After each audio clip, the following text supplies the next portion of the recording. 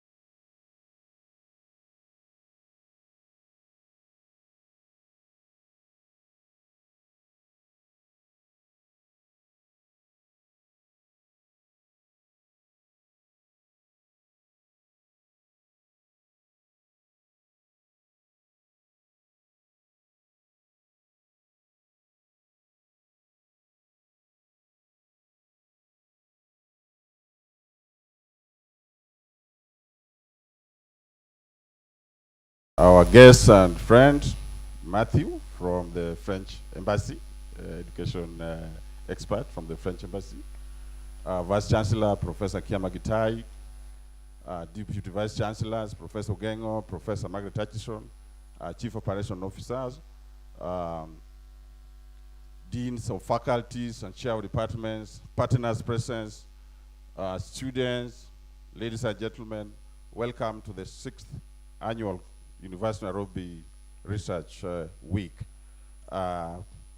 It's an important day for all of us because this university has made a conscious decision to be a research university, to inculcate a culture of research within this university. And this is one of the activities that we want to use to enhance our research visibility and promote research culture within the university. My name is Johnny Orindi. I'll be your MC for first part of the session, and then I will welcome the program leader to take up. Before that, may we have some interlude of entertainment from the University of Nairobi Choir, 2 numbers, and then we shall have also the Theater of the Absurd to also give us a skit. Thank you. Welcome.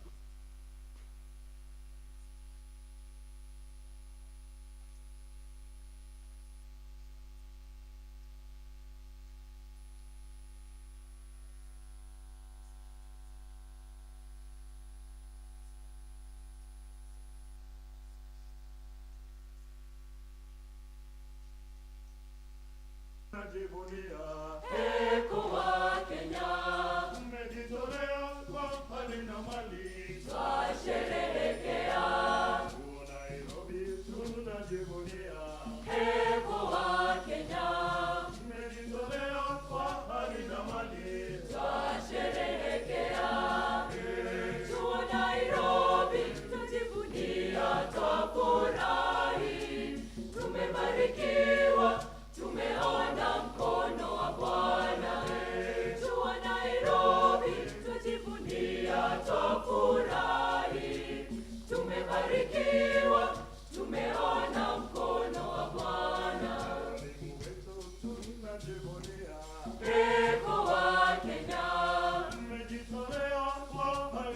mali twasherehekea, na walimu wetu tunajivunia.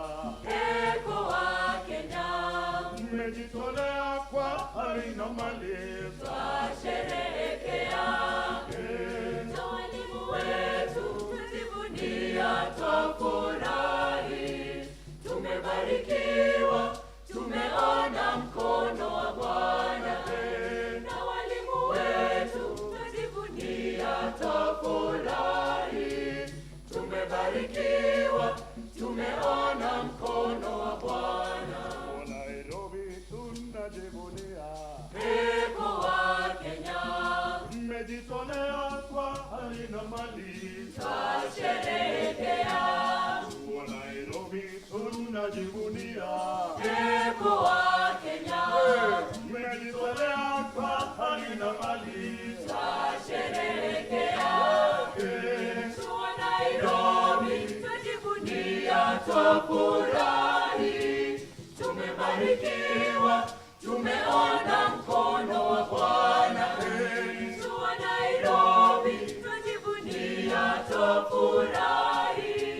Tumebarikiwa, tumeona mkono wa Bwana. Twaenda mbele, kamwe haturudi nyuma.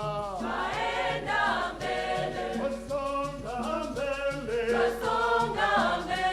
kamwe haturudi nyuma. Twasonga mbele, oye oye, oye oye, oye oye.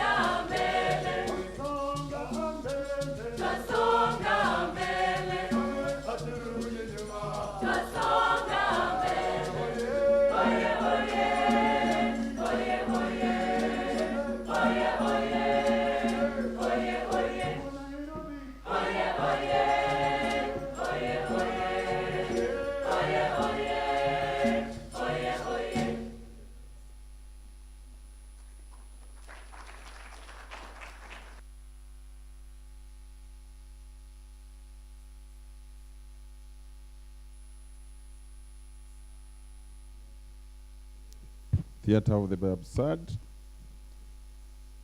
is an entertainment group, performance arts group from the University of Nairobi.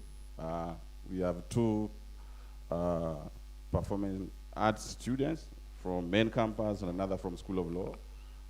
The Theatre of the Absurd is from School of Law. Please.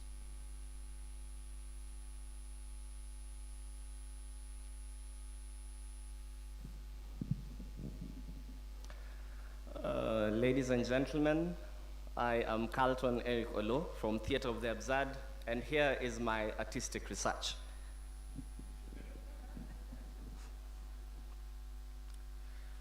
In the heart of a world-class university, education can be many things. Here, education is like a mother. It has given birth to many professions. Here, education has given birth to responsible fathers. Here, education has taken people further. Here, education has fathers. Here, education is like a dad.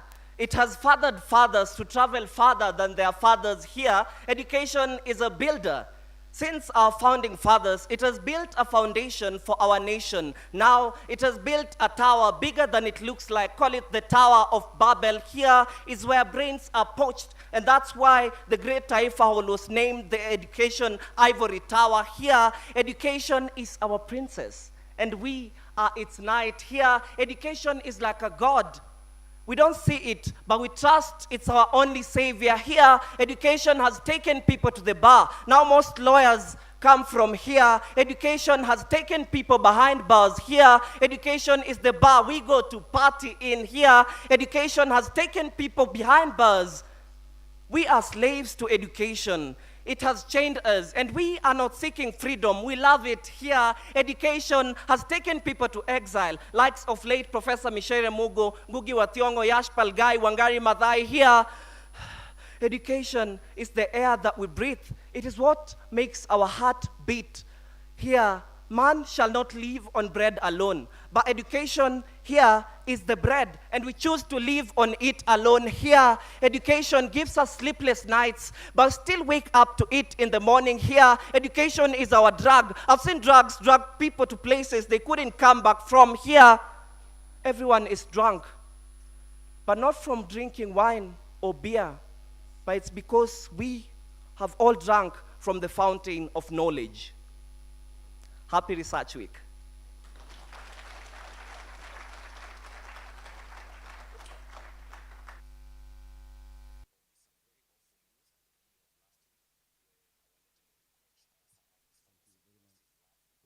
Thank you very much. That's a very good spoken word from the students, the way they view education and research. Let's give them a hearty clap. Let me also recognize the CEO of NRF, who is with us here, Professor Adala, if I get your name correct. Please feel welcome. Thank you. It's now my humble duty and honor to invite Professor Margaret Chancellor, who is the team leader for this research organization. Please welcome and take us through the next phase of the program. We request you to make your remarks first, and then manage the program after this. Welcome her with a hearty clap. Thank you.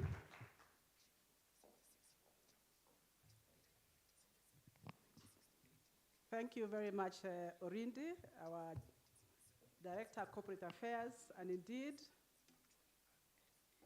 I'm just a team leader of a great team that put together the 2023 version of the Research Week.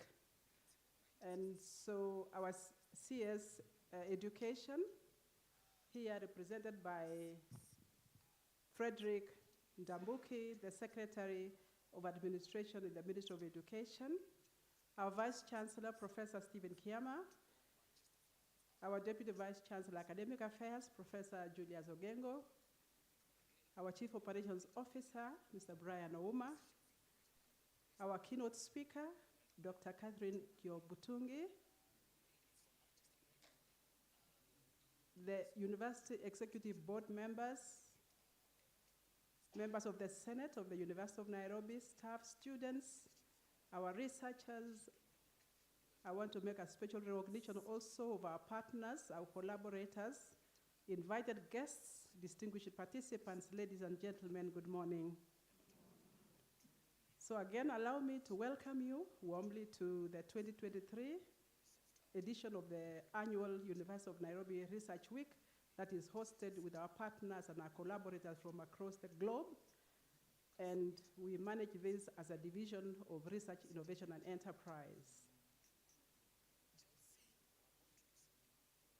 Buena CS, represented by Ndambuki, you see the issue around research in universities is a very complex one. In the past, as much as this is a constitutional mandate that the Constitution under Universities Act 2012 mandates us to generate and also to disseminate research findings as part of the mandate of the universities. I will tell you that history tells us that research was very individualistic in the past. So the academic staff members looked for funds. That time there was no NRF yet that had committed itself to give us 2% of the GDP, and we are yet to reach there. And therefore, sometimes it will be very surprising when you see somebody being promoted and you wonder, What did they do? How did they do the research? Because it was a very guarded secret.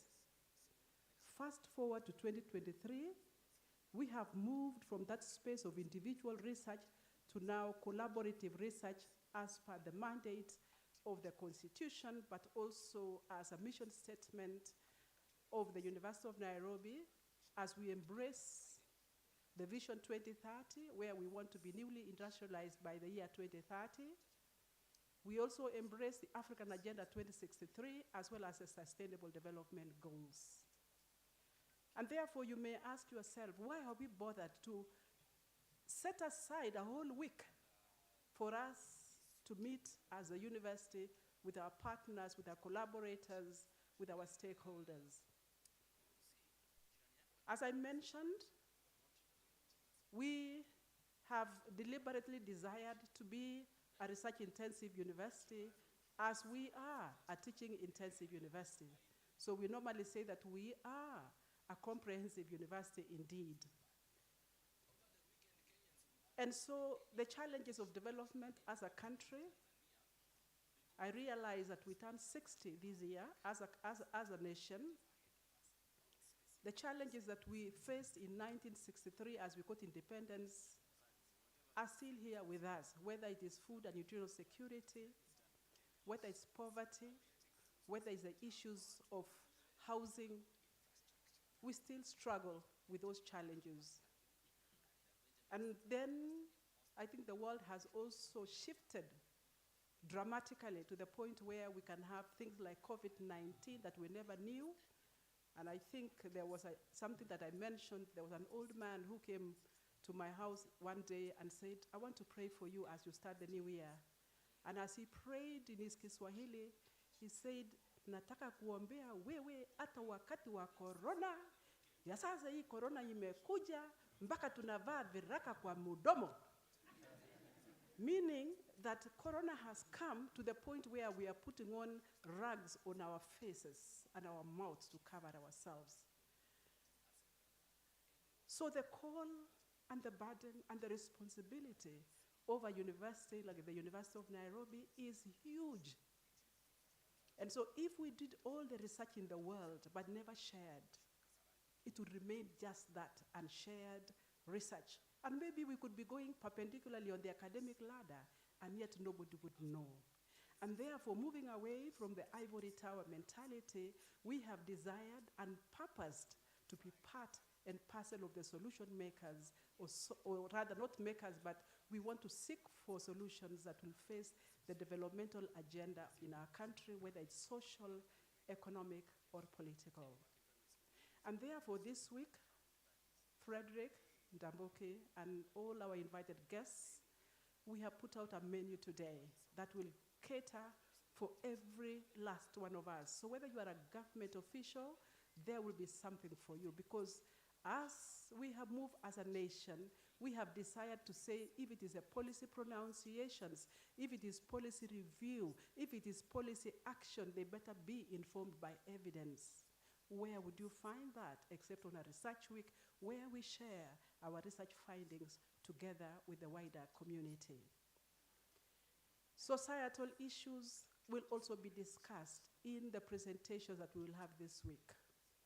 If you are a student, this is a place to be, because then as a student, you're looking at honing your skills, refining your skills in terms of the presentations that you will make this week.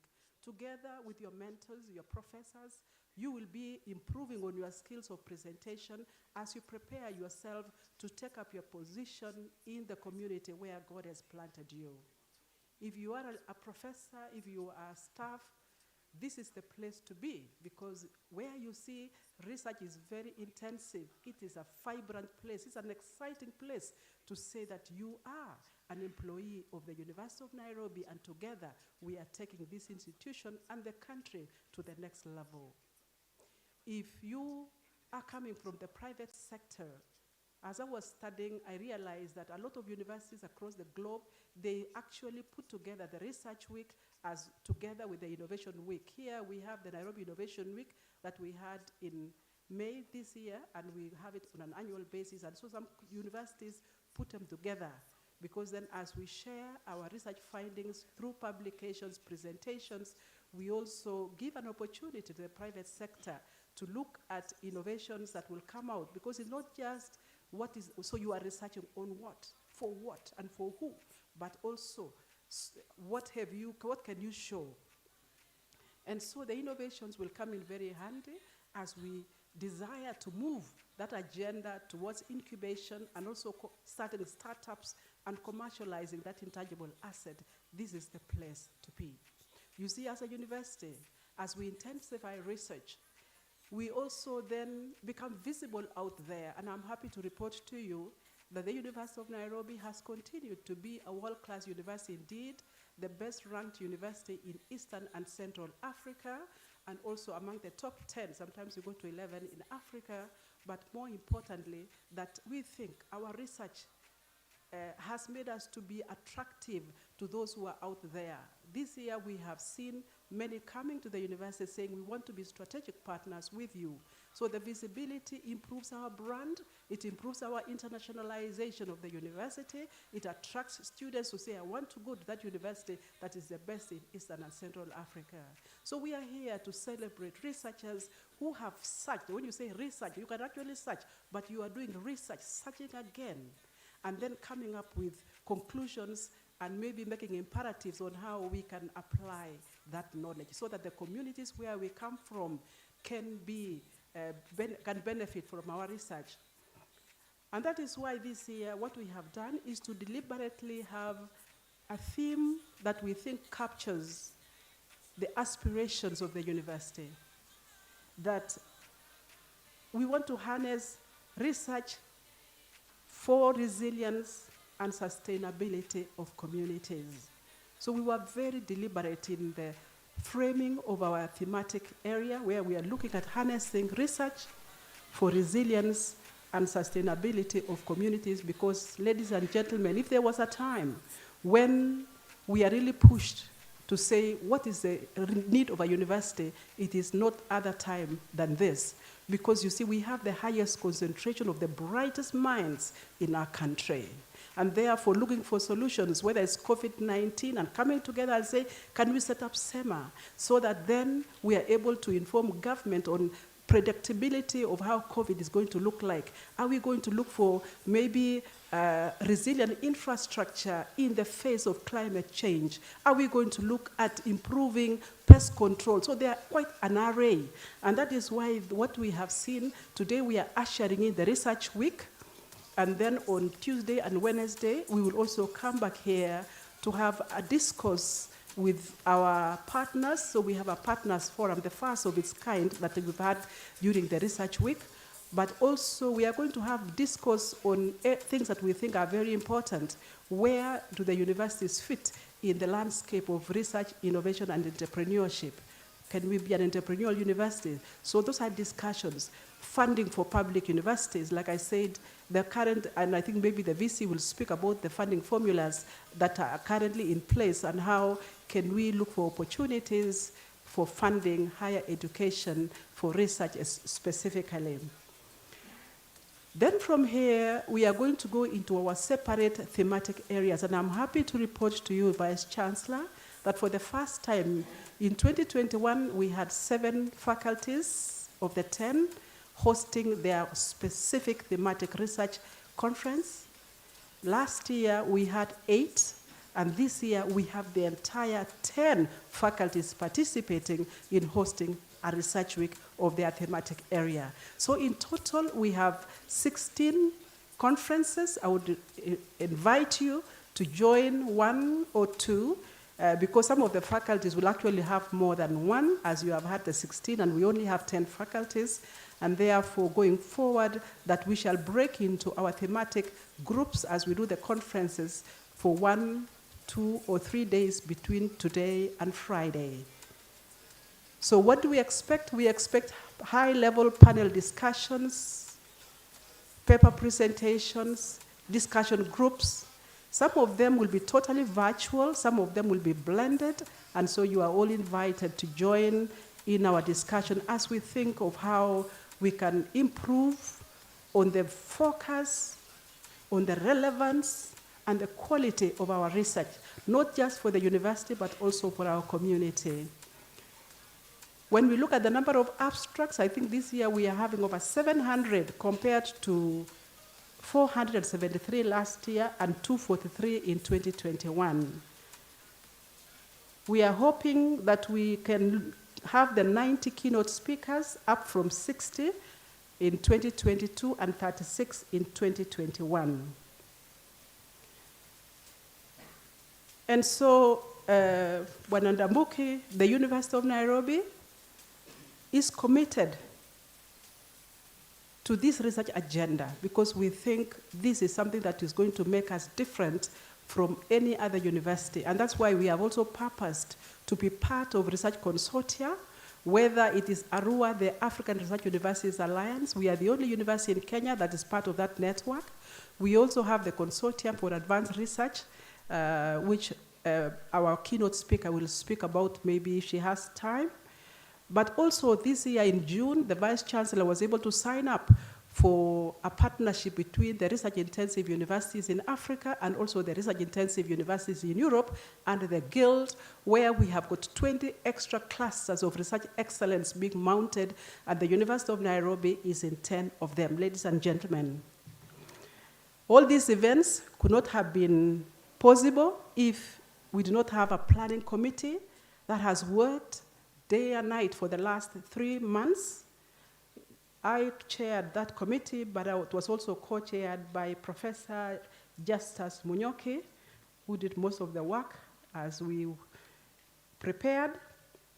But I want at this juncture to invite the entire committee members, whether you are a conference convener, whether you are an associate dean, whether you are part of the central committee, or all the directors from the central unit, you are part and parcel of this planning. If you can be upstanding for us to appreciate you for the hard work that you have given for us to reach where we are today.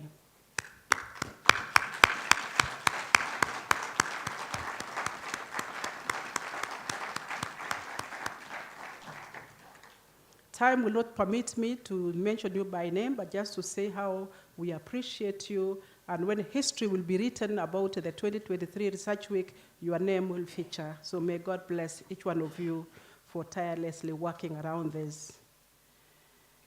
And so my prayer is that this week will be not just business as usual, it will be business as unusual as we mentor our students, as we share our research findings, as we encourage ourselves and push those papers to be published in high-impact journals as may be. We will also, Wanandambuki, be rewarding the top researchers of the university towards the tail end. At this juncture, then allow me to introduce our keynote speaker for this research week, Dr. Catherine Kyobutungi. I met Catherine when we went to the Carter meeting in South Africa, and I was quite happy to have her as one of my close friends and collaborators. She is the Executive Director of the African Population and Health Research Center, an African-based and African-led international research and policy organization headquartered here in Nairobi, Kenya. She is also the co-director of the Consortium for Advanced Research Training in Africa, CARTA, a PhD and postdoc training program targeting faculty at 8 African universities, and which has supported approximately 240 PhDs and 70 postdoc fellows. Catherine trained as a doctor at Makerere University in Uganda. She worked for a few years. I also noted that she went to St. Mary's in Uganda. Worked for a few years in Rushere Hospital and Mbarara University of Science and Technology in Uganda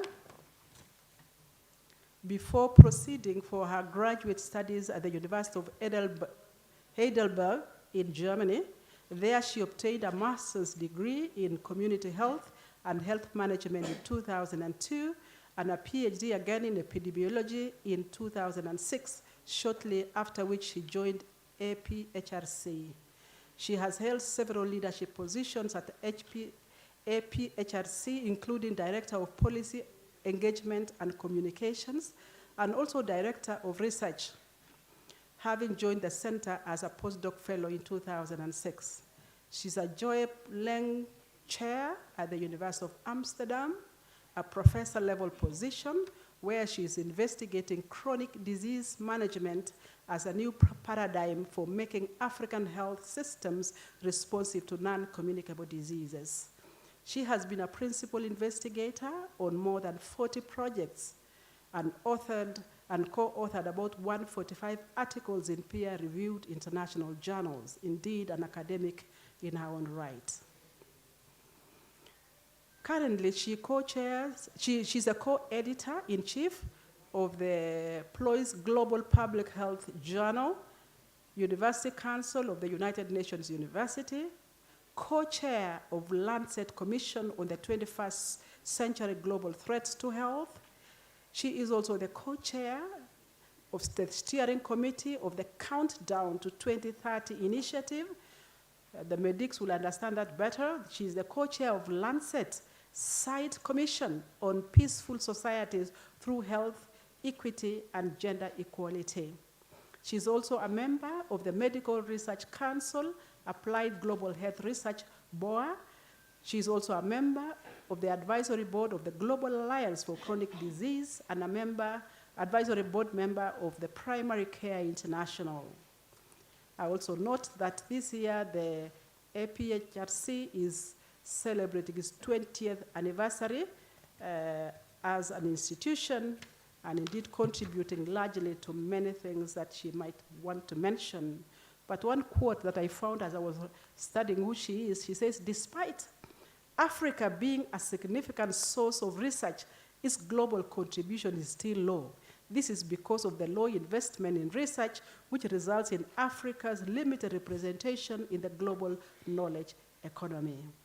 I want to warmly welcome you, Daktari, and to thank you very much for agreeing to come in your busy schedule to come and share with us your thoughts around research and community development nexus. And so I want to thank all of you for coming. May God bless each one of you, and very welcome, Daktari, to come and address us.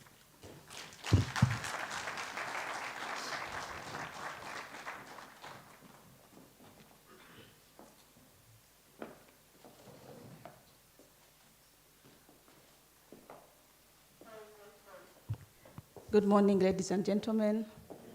I'm very thrilled to be here to share my perspectives about the topic for this conference and for this research week. I had a lot of things that made me feel I'm in the right place. In the prayer, in the anthem, in the opening remarks, in the spoken word, that Nairobi University is the place to be. And the research week is most definitely the right place for me. So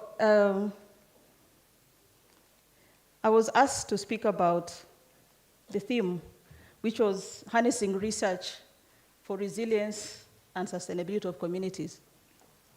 And I usually say that I go where the Spirit guides me. And the Spirit said that I should talk about our place in the world. And when I say our, it is most of us in this room, Africa's scientists, Africa's academics, and Africa's researchers, about our place in the world. But before going very far to share my perspectives, I wanted to say who I am. I'm an African woman, health researcher, leader, activist, an apologetic activist. And sometimes I don't know who shows up. I don't know who's showing up today. I think all of me is showing up. And so when I speak from those perspectives. Health researcher, so most of my perspectives are informed by the global health community in which we work and thrive, hopefully. And I understand that this research week is about many other faculties that are not necessarily in the health sector. So my perspectives are largely informed by that. But having said that, I think there are parallels in a lot of what's happening in the global health sector that can be applied to the other sectors and the other science fields that this university accommodates. So I lead the African Population and Health Research Center, and I was gratified to see our little banner somewhere there. We are proud co-sponsors of this event and happy to partner with the University of Nairobi in many respects, and including the CATA program that Prof. Hutchinson mentioned, but also to partner on this research week and to continue partnering as we try to move this continent forward. The African Population and Health Research Center, we are celebrating 20 years this year, but that's because we postponed the party from 2021 because of COVID. We are actually 22 years old. And as you've heard, we are an African-led, Africa-based international research and policy organization that happens to be headquartered here in Nairobi, Kenya, with a footprint currently in about 35 countries on the African continent. Our vision is to transform lives in Africa. And we asked ourselves, how does research transform lives? And we've come up with what we think is a theory of change.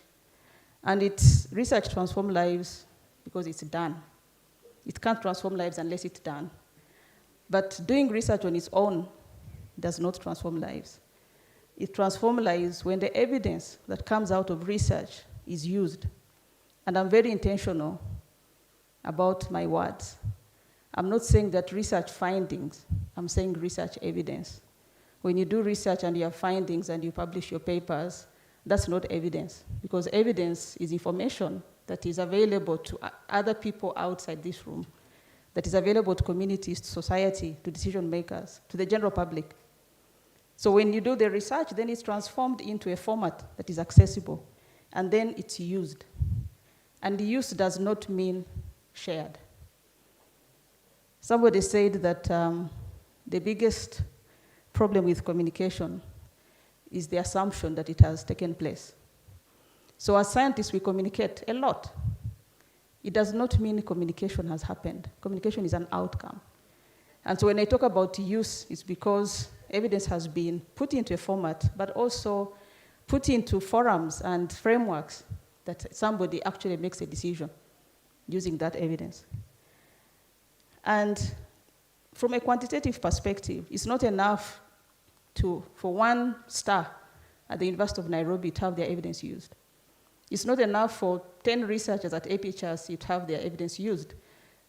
The kinds of problems that we face as a continent require more and more people to do research, more and more evidence, and more decision makers to use that evidence. And last but not least, and that's where my topic for today came from, that the people doing the research use their expertise to support decisions.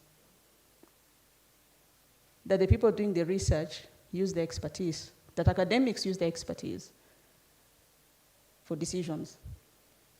If I was to talk to the representative from the Ministry of Education, they may tell you that sometimes what they need is not a policy brief. Sometimes what they need is you, with your head, and all the world experience that you've garnered through your career to sit with them at the table and help them with decisions.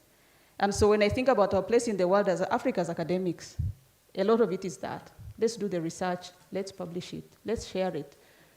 Let's generate evidence, but let's be the experts that sit at decision-making tables, wherever those tables are. What kind of decisions are we talking about? Policies. That is, usually we talk about policy making, but it's also program design. It's also program implementation. Most of the APHRC research is actually used by multilaterals and international NGOs to design new programs. They'll design a program that says, there's malnutrition in this area.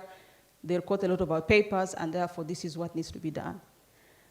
Budget allocation decisions by counties, by city county of Nairobi, by the government, service delivery guidelines, but last but not least, by individuals and community members. That individuals can actually change their behavior as a result of evidence that has been packaged and shared in a way that makes it possible for them to make those decisions. So that's what I represent. That's what we do as APHRC. But today, I did not come to talk about APHRC. I came to talk about our place in the world as Africa's academia. And I'm assuming that is the African scientist standing up to be counted, among a big crowd of other scientists. And I'll start with a story. Prof knows this. I like telling stories. And this story, I'm sure most of you know what this means. I don't like it. We are so busy, we can't say may her soul rest in peace. We abbreviate it, hashtag MHSRIEP, with a crying emoji. So I'll tell you a story about my friend. I'll call her Jen. I don't tell you her real name. On July 2nd, 2021, I was going for a meeting. And then I checked my WhatsApp, I'm in many, many groups. And one of those groups is from my high school alumni. I saw about 75 unread messages. And the last one was this message. And immediately my heart sank because one of my friends had been sick with COVID. And for 2 days, she had not posted on the group. Her last post was, "I'm getting better." And that morning, I actually had sent her a text and said, "Jen, are you okay? Because you're very quiet." About an hour later, that's when I saw the 75 messages with that. That's the one I saw. I was going for a meeting, so I said, I'm not going to open these messages because I probably know who this is. So I went for a meeting for about 3 hours. And after the meeting, I sat back in the car and opened the WhatsApp. By now, there are about 120 messages. And when I opened, the first thing I saw was her picture. And my worst fears were confirmed that Jane indeed had died that morning. So what happened, as I said, she had been hospitalized with COVID. Now, I had not seen Jane for almost 20 years after high school. And I had seen her very briefly for some time, and then for almost 20 years, we had not connected. Our connection was through WhatsApp before COVID. But in 2020, Jane came to Nairobi with her husband. And her husband had stage 2A esophageal cancer. And they had come in the midst of COVID, slept in Eldoret, and that night, the Nairobi blockade was opened. So they managed to come to Nairobi without meeting 25 police roadblocks where they were going. They had maneuvered all the bureaucracy of Uganda and Kenya to cross the border to be able to come to Nairobi because the husband was coming for treatment for cancer of the esophagus.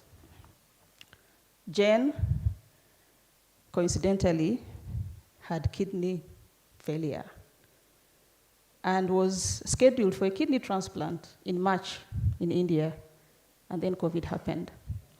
So when COVID happened, at that time the husband was sick, so all the resources were put to the husband to come and get treatment for his cancer.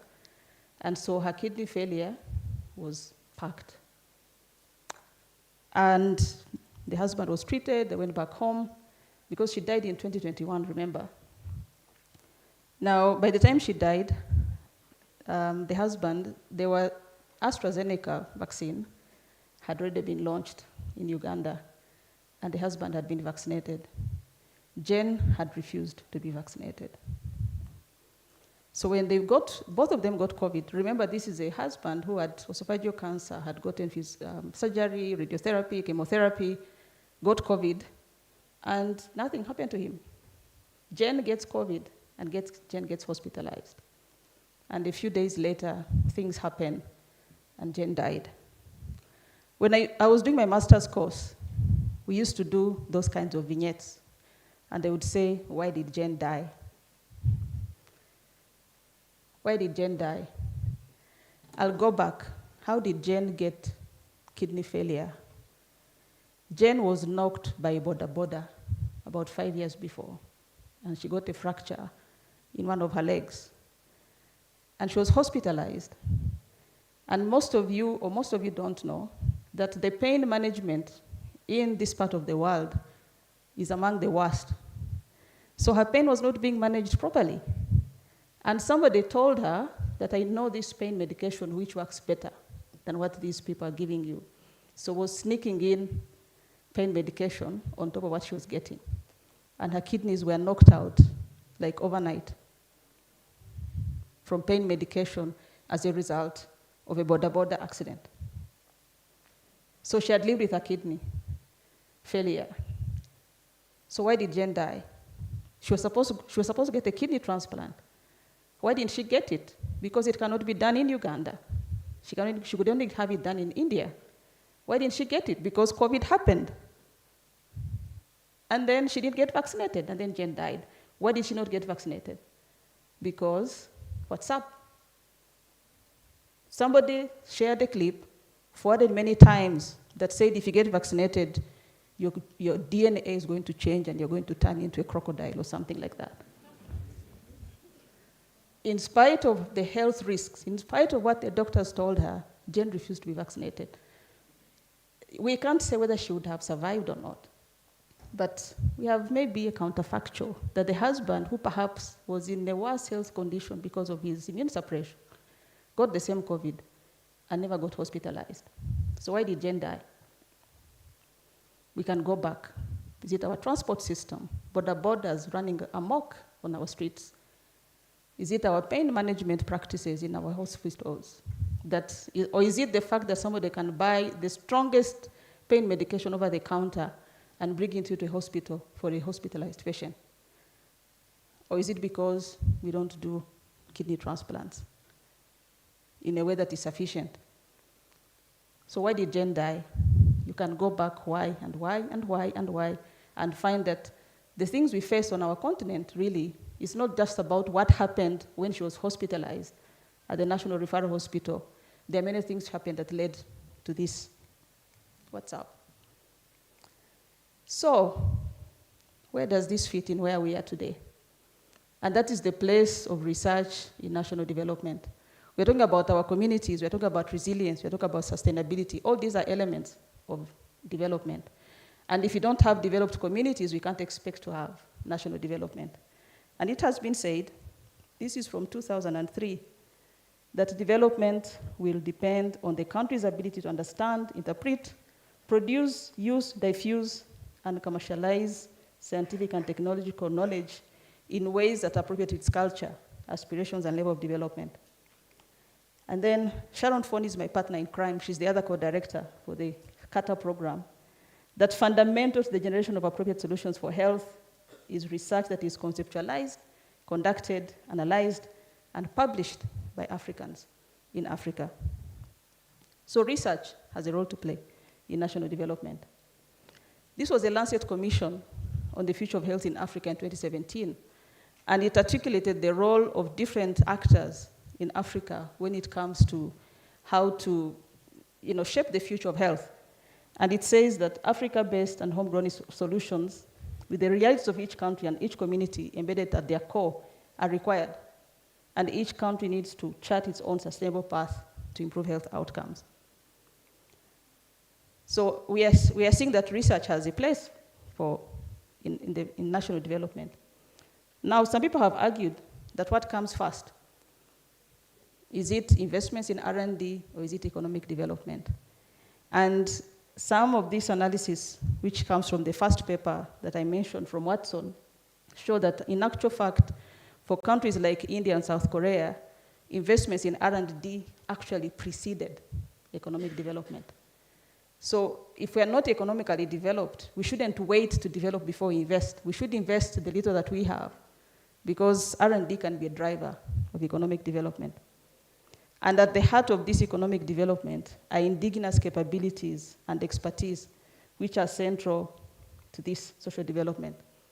And the conclusion from this paper is that no country has ever developed on the back of international technical assistance.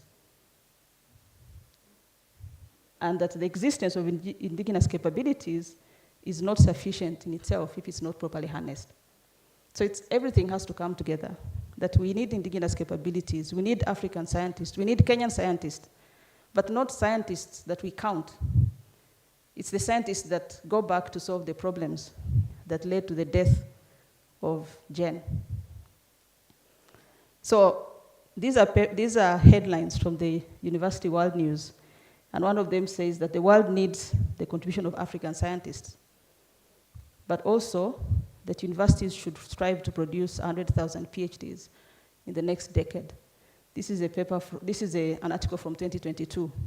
And I think this came actually out of an event of Arua vice chancellors, and I think the University of Nairobi participated in this event. 100,000 PhDs in the next decade.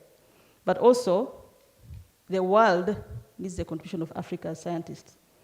The question is, for what? But before we answer that question, I wanted us to take a trip around Africa and our place in the world. Remember, our place in the world. Some of you may have seen this map, and it looks hard to believe, but it's actually almost true, that the African continent, in terms of landmass, can accommodate all those big other continents. But what we see is a historical, I think intentional way to mislead about the size of the African continent. So we occupy about 1/5 of the landmass. Our population, as of this month, is about 1.43 billion, and that's about 1/6 of the world's population. And projections show that by 2050, which is 25 years from now, some of us will be dead, some of you will be alive. We are going to add about 1 billion Africans. By the end of the century, okay, most of us will be dead by then, but our children will be there, 4.2 billion. We are going to almost triple the current African population, 4.2 billion, by the end of the century. The interesting fact is that between 2050 and 2100, the world population will only increase by 1.3 billion, but the African population will increase by 1.8 billion, meaning the rest of the world is going to shrink, and Africa is going to compensate for that shrinkage by putting in 1.8 billion people in the world population. So that is the context. 1/5 of the world, 1/6 of the population, and then all these projections. I think by then will be about 1/4 of the world population. Now, there's another way of looking at us as Africa, as a continent. And this is the current map that I said is distorted and misleading, but assume this map is accurate. This is what the map looks like. Now, there's a group which has been playing around with data that computes the contribution of every country to a global metric, and then puts the size of that country proportionate to their contribution to that metric. So if you have 10,000 units in the world, and you distribute them according to each country, the size of each country represents how many units it contributes to that 10,000. And this is, for some metrics, this is what Africa looks like. I'm sure you can guess what this metric is. It is HIV prevalence. So when it comes to HIV prevalence, our contribution to the world is outsized, much bigger than what it looks like there. There are some continents which almost don't exist when it comes to HIV prevalence. This is another one, where Africa almost does not exist. Working physicians, working. It's not that they're not there. They're there, but they're not working for some reason. Teenage pregnancy. Asia is leading the way, but we are not very far behind. Illiteracy, also Asia leading, but even us contributing a big chunk of illiteracy rates. Yeah, this is a world where Africa almost does not exist. And that is R&D expenditure. Africa almost does not exist in this world. And the same thing follows. Who wants to guess what this is? Scientific publications. Who knows what country that is? It is the same country up there. This is what it looks like when it comes to scientific publications. And this, Africa is being held by a string. I think this is South Africa. If you look at the colors very closely, you find Kenya somewhere in this line, and then North Africa is somewhere up there. But Kenya is in the line between South Africa and North Africa. And then, last but not least, there's a world in which Africa is almost non-existent. It's a very thin line. It's even hard to tell what the color is. And that is the color, that is the world of patents granted to nationals. So this is the world in which we live as African scientists. And so there are some numbers which have been put to these maps. About 1% of scientific publication, 0.01% of patents granted to nationals, and then 200 PhDs per million population, and the global average is 1,100. South Korea has about 5,400 PhDs per 1 million. Yes. And the African average is 200. So when the World Bank was saying that we need 100,000 PhDs in the next 10 years, they were trying to get us close to that global average. Now the question is, for what? Do we need PhDs to count and say, yes, we've also we are close to the global average? Do we need PhDs to be counted? Or do we need PhDs that are going to solve all the problems I've talked about? That are going to make sure that gender does not die, that borders are not running amok on our streets. PhDs that are going to understand that it's not going to be business as usual when our population is going to triple in the next 75 years. Are we going to use the same ways of growing food, the same ways of transport, the same ways of healthcare, the same ways of education, housing? How are we going to deal with the tripling of the African population as scientists? So, what is wrong with global health research? And as I've said, I'm speaking from this perspective, and maybe, hopefully, there are parallels from where you sit. Maybe there are none, but I think it's still important because global health affects all of us. It's who is doing research, what is being researched, who is benefiting from doing the research, and what is the research being used for? And I'll try to answer those questions. So if you go into a bibliographic database and you look for authorship, you'll get so many papers that have tracked this. This is a paper looking at the patterns of co-authorship in international epidemiology. I will not go into the papers themselves, but the conclusion is that there's a high rate of local authorship in both low, middle, and high-income study countries. Most countries that focus on high-income countries only include authors from those countries. Most countries that focus on low, middle-income countries and north to south, quote-unquote, international collaborations that include authors from both regions of the world. South to north, south to south partnerships are rare. That was the conclusion of that paper. So south to north is unheard of. So we have a lot of research happening in our countries through north to south. But there's no south to north.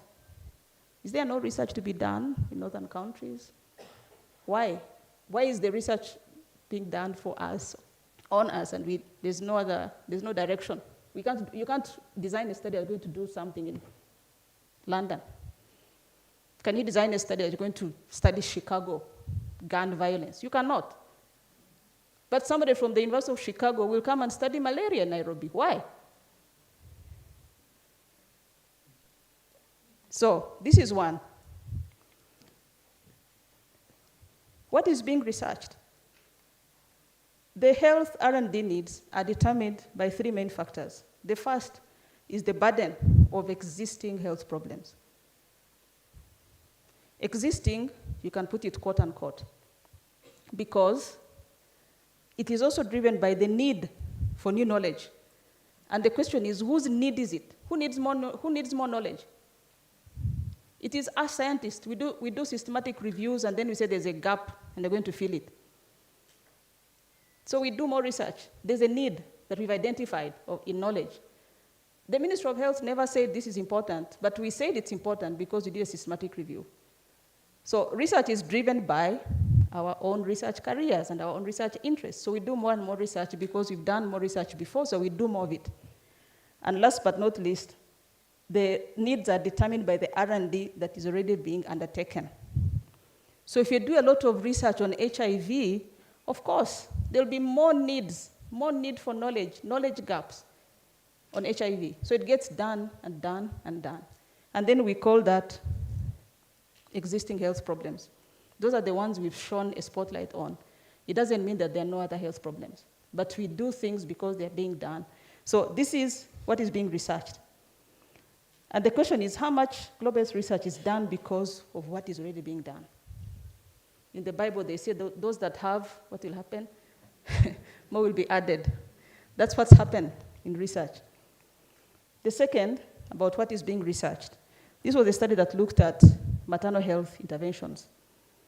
And they found that there was more research on HIV, malaria as causes of maternal morbidity and mortality, but not on hemorrhage, hypertension, and STIs. Is it a surprise? If you have a hammer, everything looks like a nail. If you're an HIV researcher, you can connect it to maternal mortality. And yet the biggest drivers of maternal mortality were not necessarily HIV related. I'm not saying HIV is not important, it is important. But you need to examine the knowledge system of which we are part and which we are contributing to, and how we are skewing it toward things that are important, but also ignoring things that may be more important. And there's a triangle that is not very clear because of the projection that shows that what is studied is a function of what is researched, and practice is a function of what is being researched. So these three things connect. The more research that you do, the more programs are designed, then the more research that you do, and before long, the more knowledge that is now put into curriculum, and then students are taught, and then the cycle continues. And at some point, you have to ask yourself, when do we break this cycle? When do we break the cycle of defining problems, not because they are of interest to us as academics, but because they are of interest to us as Africans, as Kenyans, as people who are the victims of a menace like border out of control. Who is benefiting from doing the research? And this is where the rubber hits the road. The title is Stuck in the Middle. African scientists are stuck in the middle of authorship. In the global health field, as I said, I don't know how it applies to other fields, it's not good to be number 6 or number 7 author. The best positions are number 1 and last. African scientists are stuck in the middle. So the conclusions again, persistent power differentials in global health research, and the need to identify what could be blocking skilled African researchers from authorship entirely, or locking them into middle authorship, and need to understand the basis of these inequities so that we can raise the stature of research collaborators in low and middle income countries to true partners. The last thing about this, who is benefiting, is that while there was an absolute increase in the number of trials in HIV, AIDS, and TB, and that this was between 1990 and 2013, it only led to a modest increase in low and middle income first authors. And the conclusion is that there should be more inclusive policies around this. So we are part of a global community, but we are being invisibilized. We are being made invisible. Stuck in the middle. So you'd ask yourself, does it matter? And yes, it does. Now, this is a framework that is looking at gender bias inside institutions. Now, you can take this framework and apply it in the global knowledge system.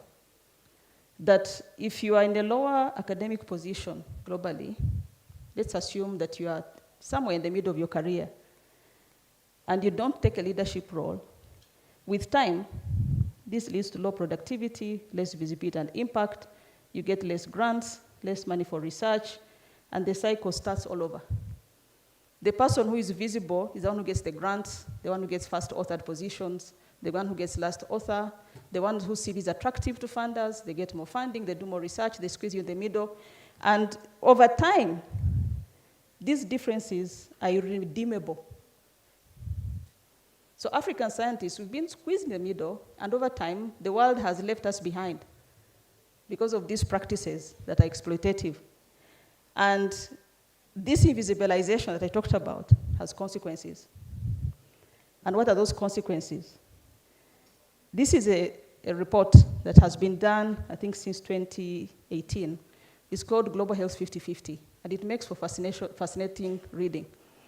It's a report that examines the top 200 global health organizations in the world. This includes multilaterals like UNAIDS, UNFPA, WHO, UNICEF. It includes international NGOs, the PATH, the MSH, the AMREFs. It includes the things like Gavi, Global Fund. All those things are in there, 200 of them. Who leads those 200 top global health organizations?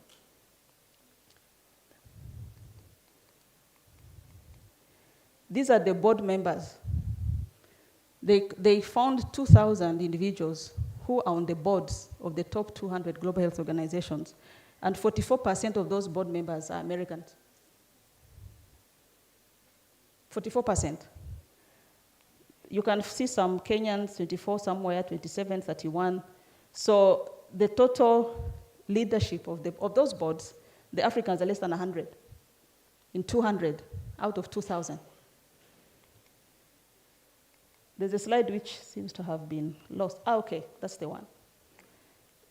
This is where the 200 organizations are headquartered. 38% in the US, 46% in Europe. Global health. 200 global health organizations.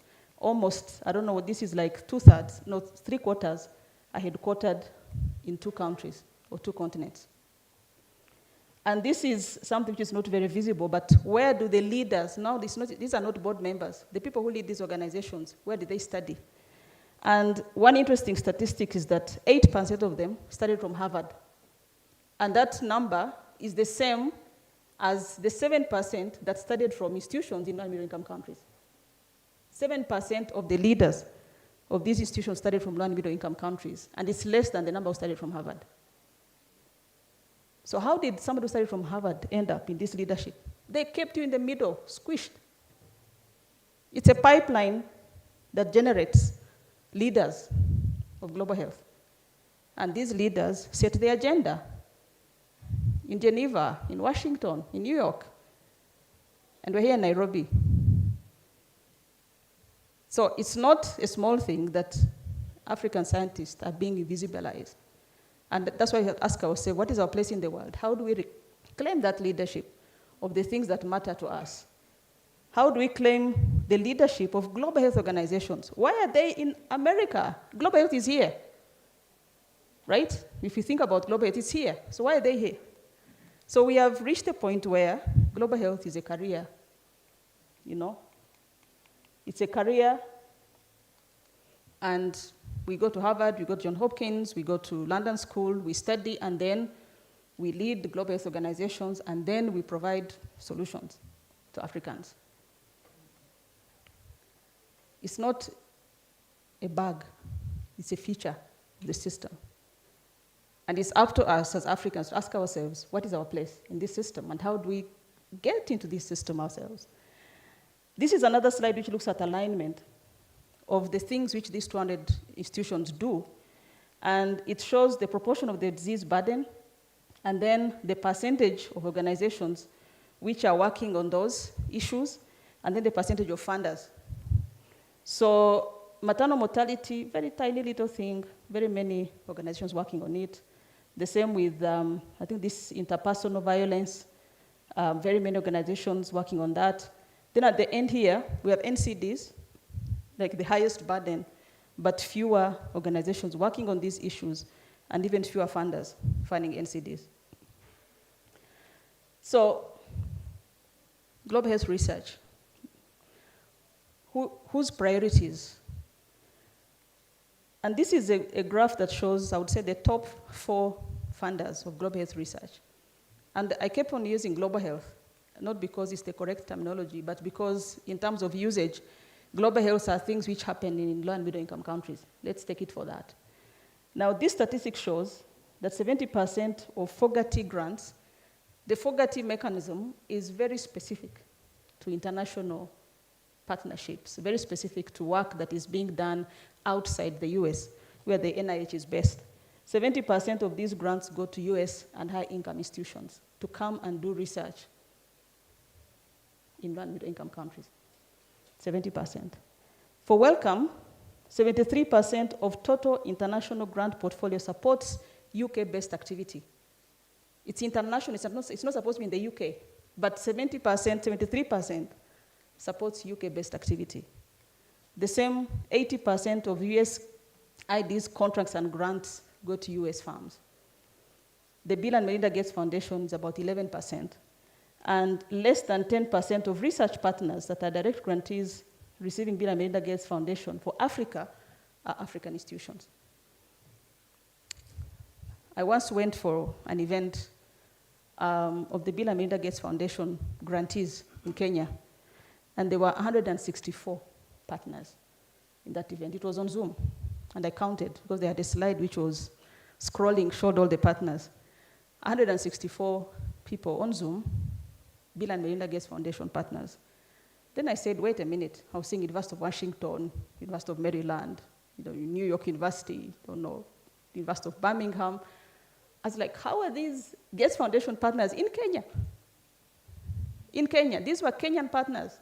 Then I said, let me look for the Kenyan universities on these 6 slides that were scrolling. And I spotted 3.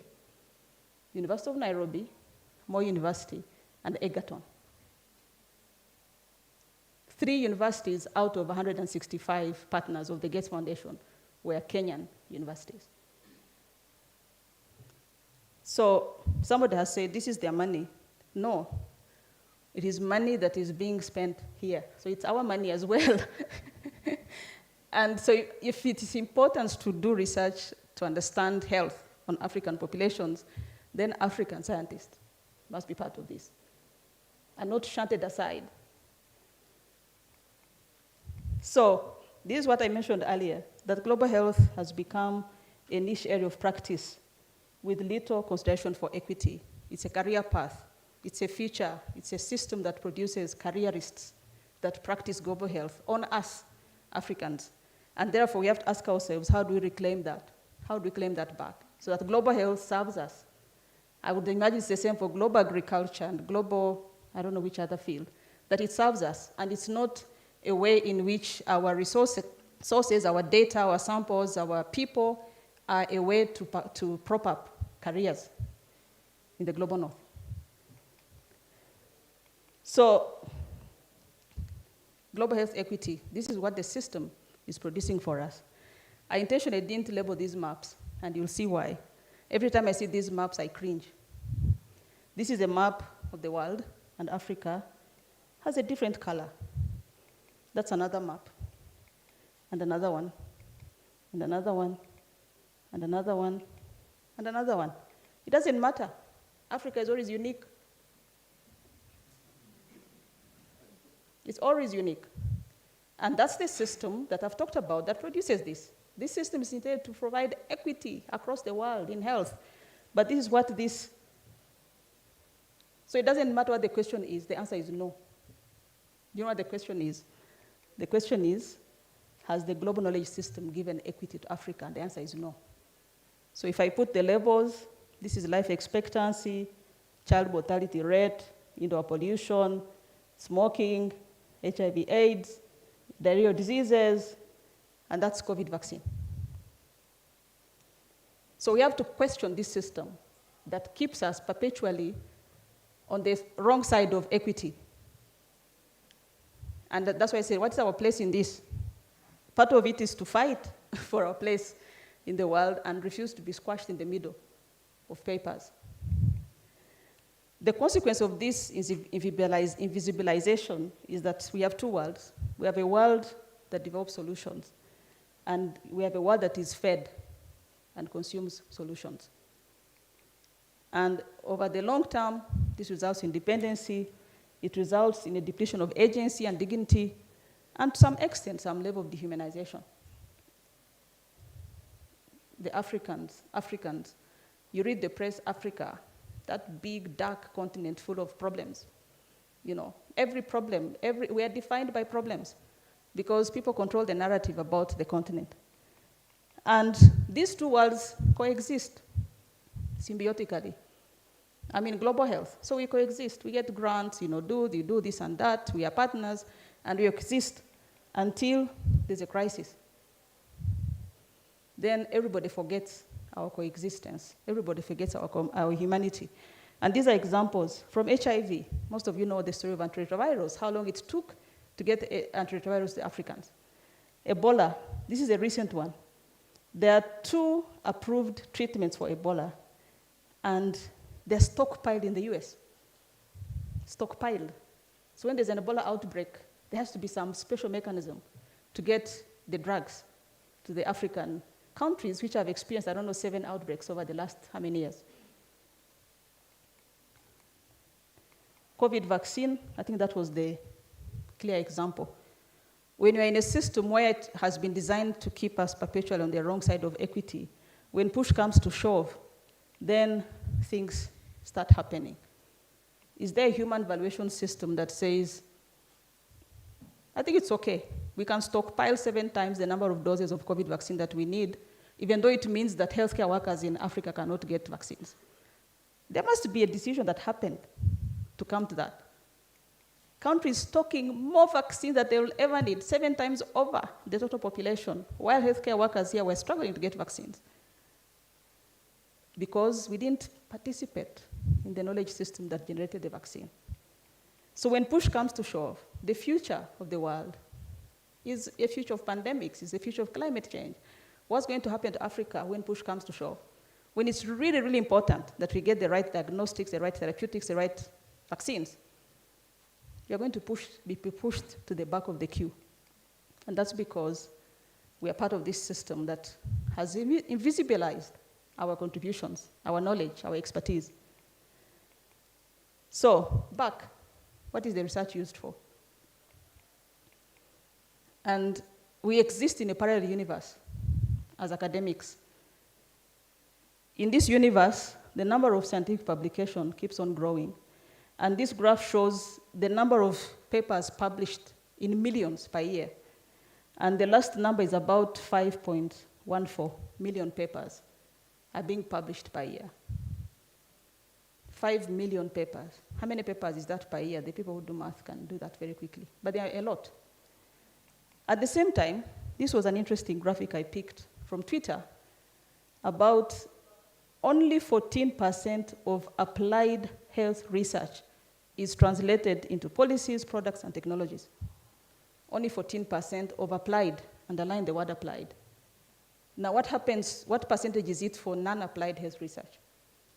Sorry, like 2% or 3% is applied. So even in the flawed system where our contribution is negligible, the information that we produce is still not being used in policies, products, and technologies. This is a very interesting paper that tries to unpack this, what we saw in the previous slide, and it's called The Uses of Knowledge in Global Health. And this gentleman defines 4 users. And the first user is what he calls professors. It's professors, quote unquote. It's all of us in this room who work in academia and research. So it is the research, it's the academics, the scientists. This is one group of users of knowledge that is generated through global health research. Then he also describes what he calls engineers. And these are technocrats and policymakers, parliamentarians, who are usually in the nation's capital cities. Those he calls engineers. And then there are plumbers. And these are the frontline healthcare workers, they're the healthcare managers, they're the community workers, the local leaders, and the communities that we intend to serve. He calls those plumbers. These are the people on the front line of life and death decisions daily. If you're a technocrat sitting in the Ministry of Health, rarely are your decisions life and death. It is send this budget, then there are many things which will happen before death occurs. But for a nurse who leads a health center, she makes daily decisions that can result in life and death, and those are the plumbers. And then he also described the emancipators. These are the activists, civil society organizations, community groups, and all that. And if you read that paper, what he says, he doesn't put a number, But almost 80% of knowledge produced is used by professors to cite and then cite again. So professors have climbed about 5 meters above ground, and there's knowledge circulating among them. Purely for citation and nothing else but citation. To produce more knowledge, we cite to produce more, right? And then it keeps on circulating above ground.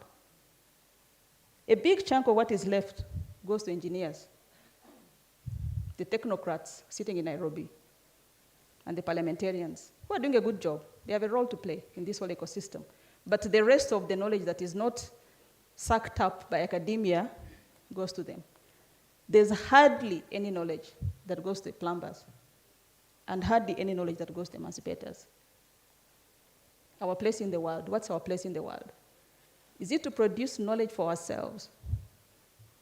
To produce knowledge, to cite, to produce more? It's a cycle, it never ends.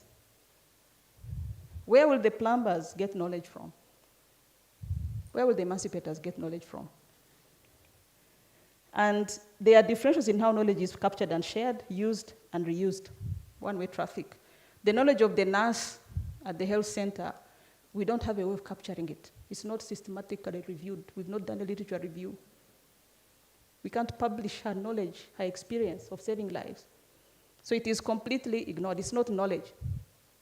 So even when we think about the knowledge system, we have to ask ourselves, how do we capture the knowledge, the rich knowledge that our communities have? And not to rely on this system, which, as I've said, is informed by things which are already being done, the existing research. We do systematic reviews, we find knowledge gaps, and we keep doing. How do we incorporate the knowledge of the people who are doing, who are taking life and death decisions on a daily basis? And he concludes that professors share knowledge through publications and teaching and activities that helped connect a system to more of itself. And that the academic global health literature has been a space for professors, and it's time for that to change, because what engages the attention of professors is not necessarily what advances equity in global health. Not necessarily. If our role is to be happy that we are very smart and we are producing knowledge about ourselves, then of course, by all means, let's continue doing that. If our role is to be those agents that I had being talked about in the anthem, in the prayer, and in the, the remarks, then it can't be business as usual. We have to step out of these ivory towers that we are in and figure out how to engage with the plumbers in the different sectors in which we work. New challenges. I'm almost concluding. How much time do I have? 2 minutes, okay. New challenges. Where are Africa's academics and scientists? Disinformation is a growing crisis, and government and businesses can help stem the tide. That's a headline from, I think it was the World Economic Forum. Monetizing disinformation in the attention economy. New research uncovers how misinformation groups make money online. Monetizing misinformation inside the fake news capitals of the world. We live in a different world. In the past, information was information. Now there's an industry that peddles in misinformation. An industry that peddles in disinformation. And they know what they're doing. It makes them money. And they're making money by peddling wrong information. So we've not scratched the surface in normal circumstances. And now we have to deal with some of this. Forwarded many times. It's now a thing.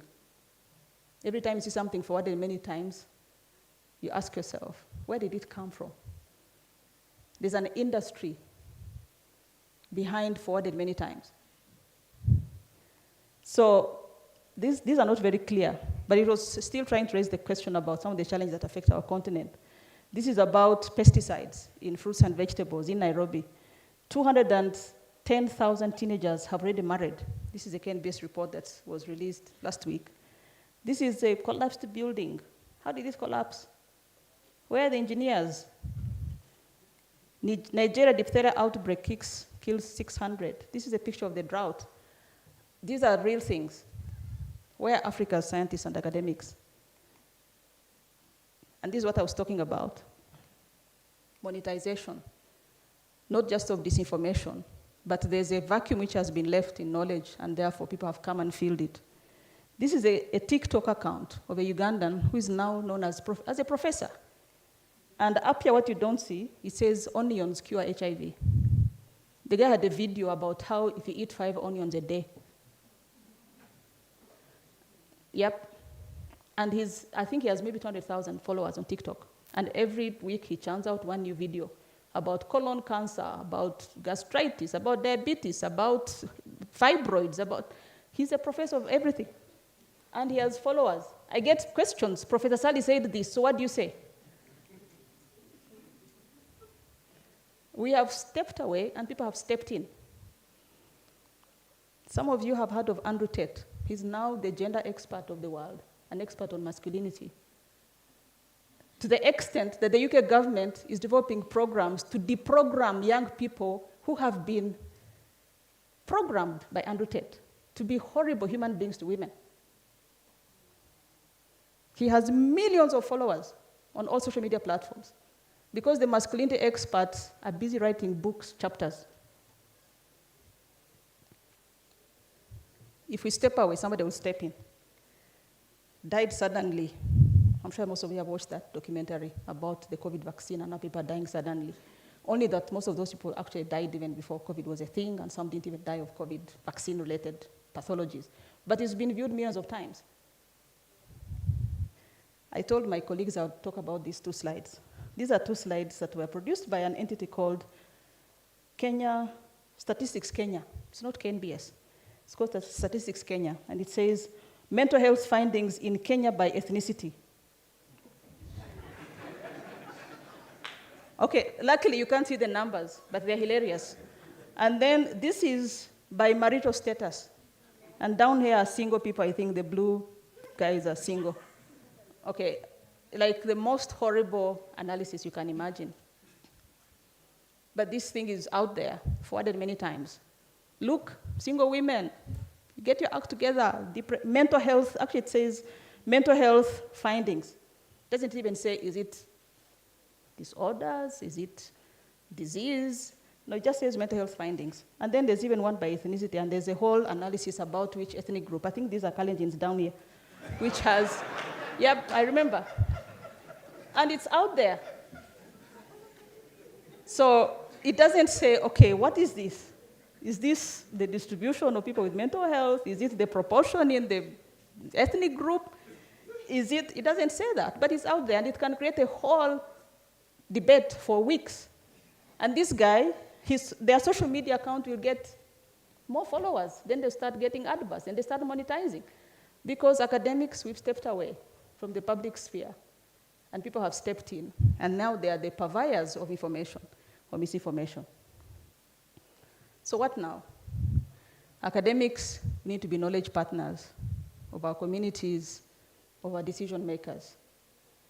And this is a framework that shows we need to define questions with communities. We need to define questions with the decision makers and do research because a decision maker has said it's important, because a community has said it's important. And then we need to partner with experts in other fields. This is a framework for strategic communications. We are not communicators as academics. And there are communicators out there who can make nice videos, make them viral on TikTok, and do all these things. Either we do it ourselves or we partner. But in sum, the resilience and sustainability of our communities hinges on our place in a global system. And as African academics, we must take our rightful place in this system outside the ivory towers that we inhabit. And research by Africa for Africans must count in taking the leadership on issues that matter for the continent. And as professors, quote unquote, we need to broaden the partnerships with which we engage away from fellow professors, all the way to the plumbers and emancipators. That's where life and death decisions are made daily. And engaging with communities requires us to learn new skills and form partnerships with other professionals, because understanding decision-making processes and prioritizing evidence that are relevant to decision makers, being responsive to their needs, requires skills that we are not necessarily equipped with. And therefore, we need to figure out how to partner with other professionals. But we must also adapt to changing times, to devise ways to reach communities with competing demands for attention. There's now something called the attention economy. Likes, retweets, all these things. It's an attention economy. So we must find ways of reaching communities which are competing with forwarded many times. And last but not least, my final thoughts. This is a quote from William Carey, and he says, "I'm not afraid of failure. I'm afraid of succeeding at things that don't matter."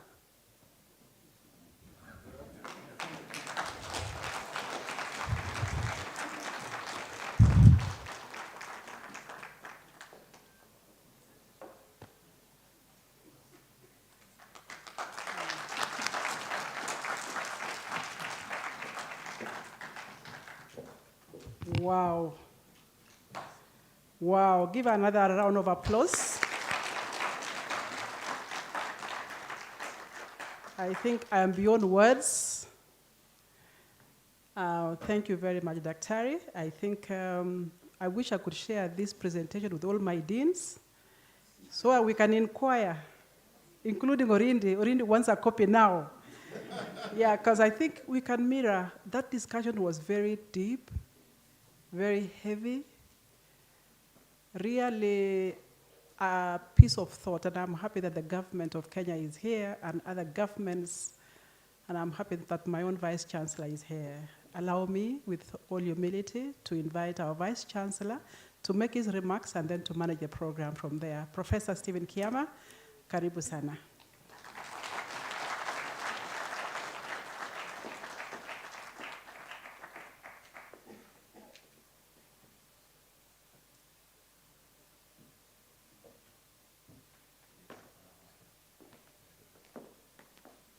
Yes, you may sit here.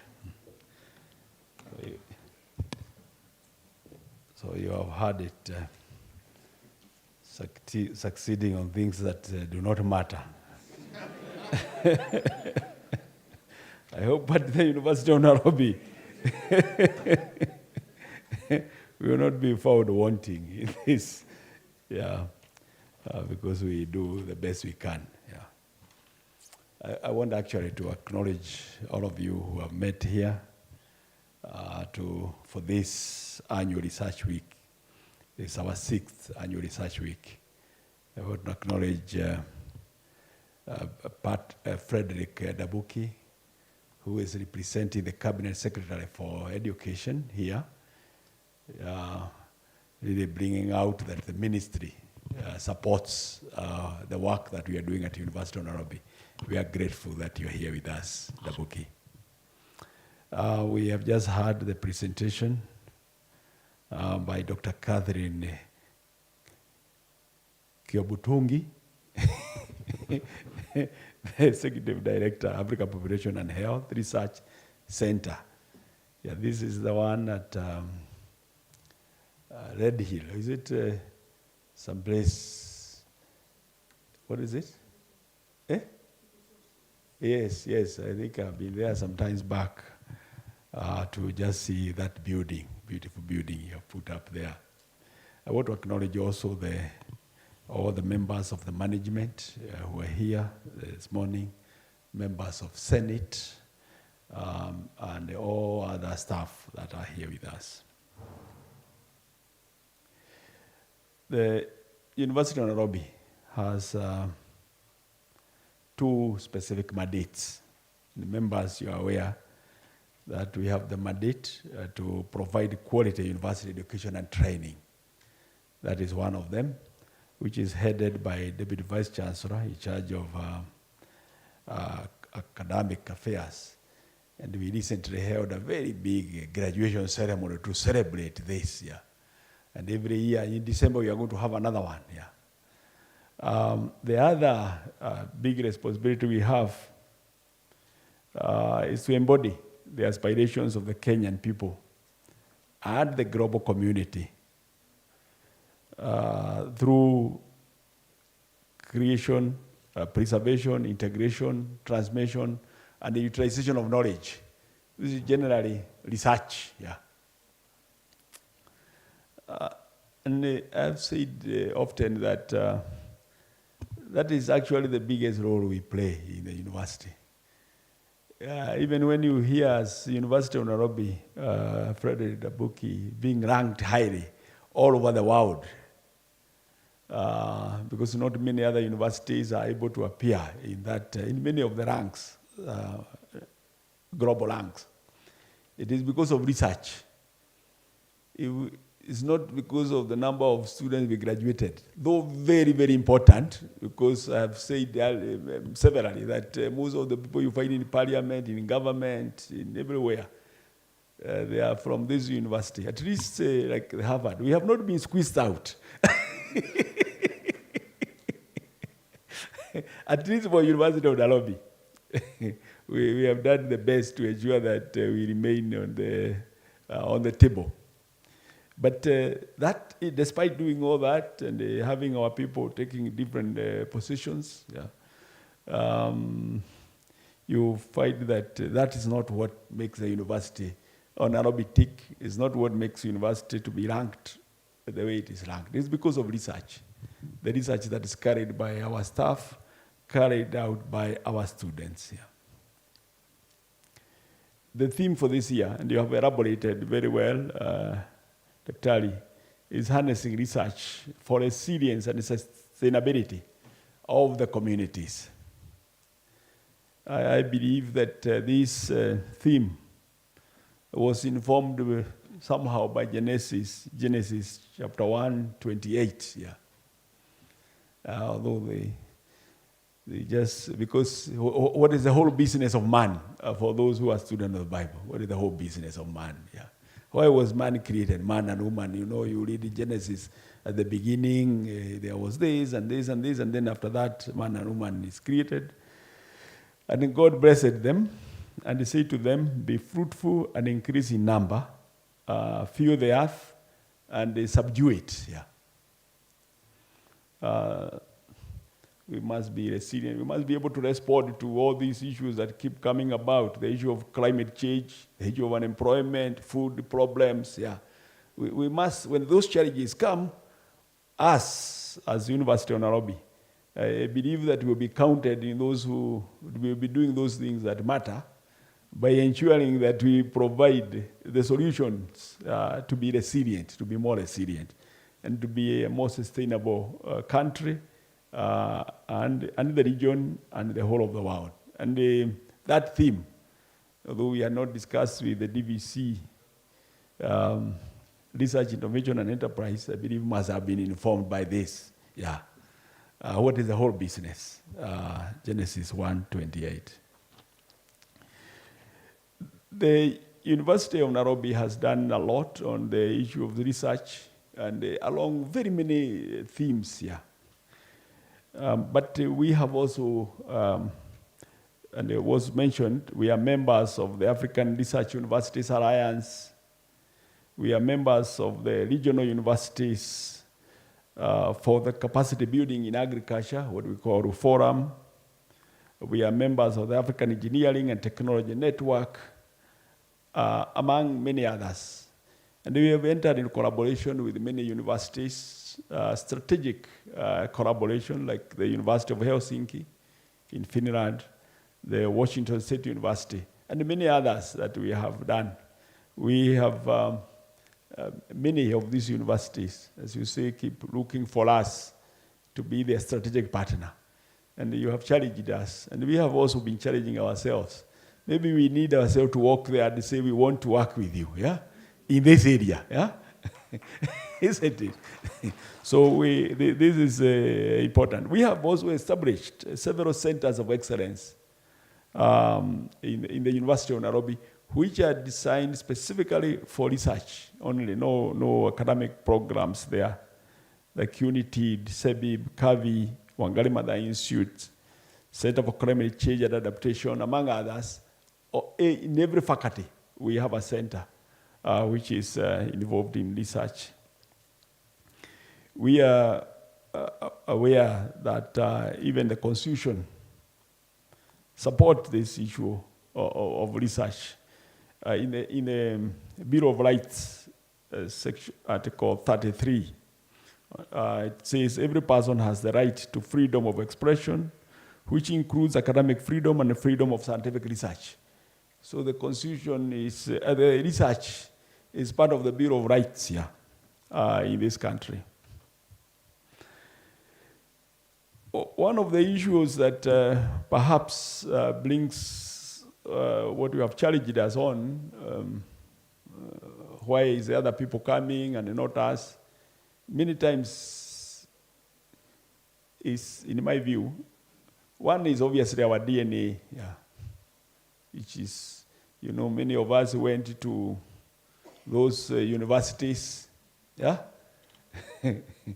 were mentored there. So the people we know as great researchers are those ones. And then they introduce us to the problems they were solving there. And they came and set up labs and the other research based on some of those foundations, but the other one, which, because many others, we have trained other students and they have continued also to continue with that DNA, the major problem is obviously the issue of funding. I'm glad that the CEO of NLF is here today. He's just sitting next to you. So he has had your presentation, so that's why I really want to emphasize that that's where the problem is. When he goes with your paper to show to the minister, he also says we also agreed on where the problem is. It is because of funding.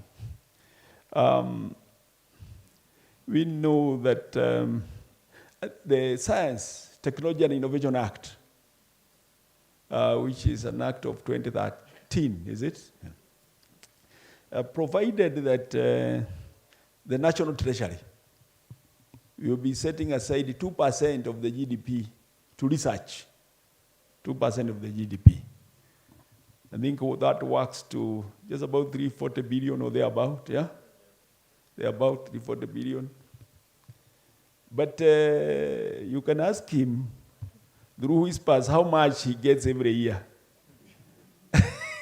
But maybe I'm wrong myself, you have the data. I think it's about 300 million or thereabout,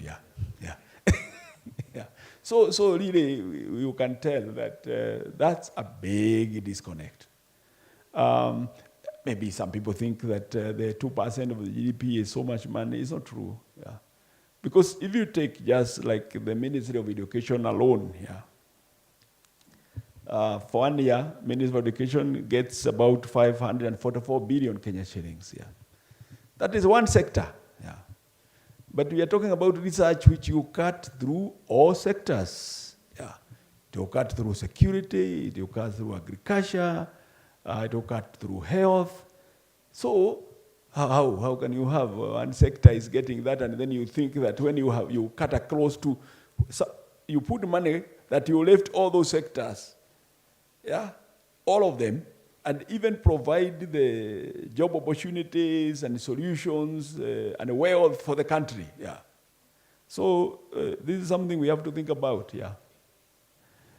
because even when you look at the national government constituent development fund, at least that one provides for 2.5% of the national government allocation, 2.5% of national government allocation from the budget, not using the GDP. So they at least they were more realistic. The other one, they want just to say even we don't know what is the GDP. Even the other day I said, I heard them saying they have not incorporated all the data, including the amount of time the women put at work. If they did that, the GDP would be a little different. So it's another estimate, whatever figure we have. But they have said that. They have said using the national government share of revenue, and every year they get 41.7 billion Kenya shillings. And they have been getting this over the years, so even cumulatively, it will not be the kind of money we are talking about here. So even if they started just by what they are talking about, the CDF, we will be somewhere, isn't it? Even if now they just revised and say that. So we are emphasizing this because, as a country, we have committed to be people who respect the law, So, Frederick Nabuki, you have a message. When you go back, that this one as a country, we have no other option. We have to do it, yeah. I think so, in my view, yeah. If we don't do, then these graphs that are being shown here will continue to be the graphs. And we will continue to do the things that don't matter. We will continue to apply the solutions that are being provided by others, yeah. We will continue to import everything, yeah, from other countries, and all the hard-earned currency in the country will continue to be mopped up, yeah. And the people will continue to say, why is the dollar shifting? Why is the dollar? Because I was asking myself even the other day, how much did we use for this fuel subsidy? Yeah, per year. It was billions, isn't it? I wish that that amount of money was just set aside to do research on energy. Yes. Now we would not be talking about that that fuel is so expensive, petrol is so expensive, exactly. You go to China and you find they are using electric cars. I hope that money was given to you, yeah, for $1, yeah, yeah. Instead of paying us for subsidizing the fuel I used, yeah. So that is a discussion that we need to have as a country, and the University of Nairobi is willing and ready to partner with you and to partner with the government to ensure that we address those issues. For sure, that one you can be sure. That's why you see these people seated here from morning, yeah. They value this thing, yeah. So, now when you take, like you got maybe 300 million, the University of Nairobi, the last financial year, we spent on research about 4.8 billion Kenya shillings. The University of Nairobi alone, yeah. Last year, 4.8 billion shillings. So when the government is sending 300 for the entire country, you see, yeah. So us, when we are talking, we are saying we are serious. It is not something we are just saying that it is not possible. And even that, you can ask these people, it's not enough. They have more things, they have ideas they want to do, yeah. It's not enough. They can do much more. Because here we have the best brains, concentration of brains in this country. I don't think you can find them anywhere else. So, and even that is another estimation. When you take the number of students doing masters, the number of students doing PhDs, yeah, yeah. Sometimes we fail to count, they are all under the DVC academic, we fail to count how much money they are using. Professor Ogengo just want to ensure that they have done the papers. If you are PhD student, you have done 2 papers. But who finances that to ensure those papers are done? The master students, yeah. Like we have about 1,400 PhD students here, and about 7,500 MSc students who are working 2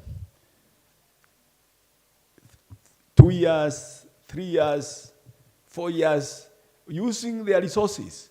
I think Professor Hutchinson, you need to work with Professor Ogengo very closely, yeah, and Brian Ouma there, to just come up with a strategy of how do we know, what is the value, what is the total value?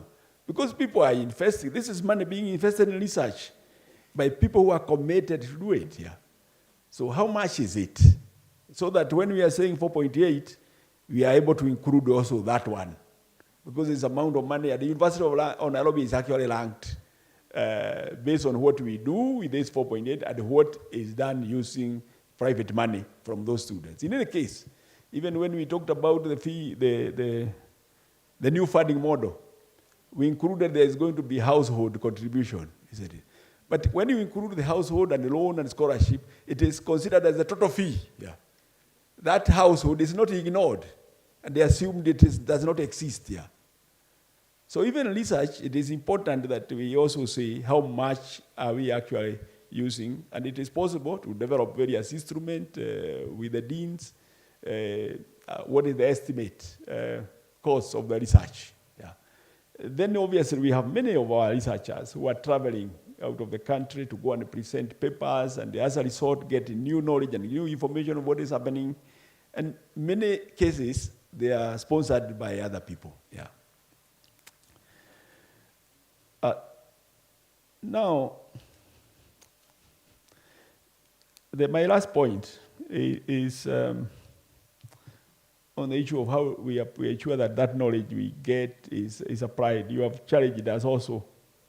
And the professors are just there sharing, reading more papers to quote more and more, yeah.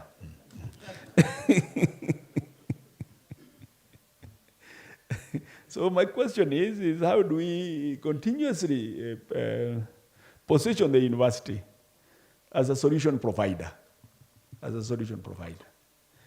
And I think that it is a high time.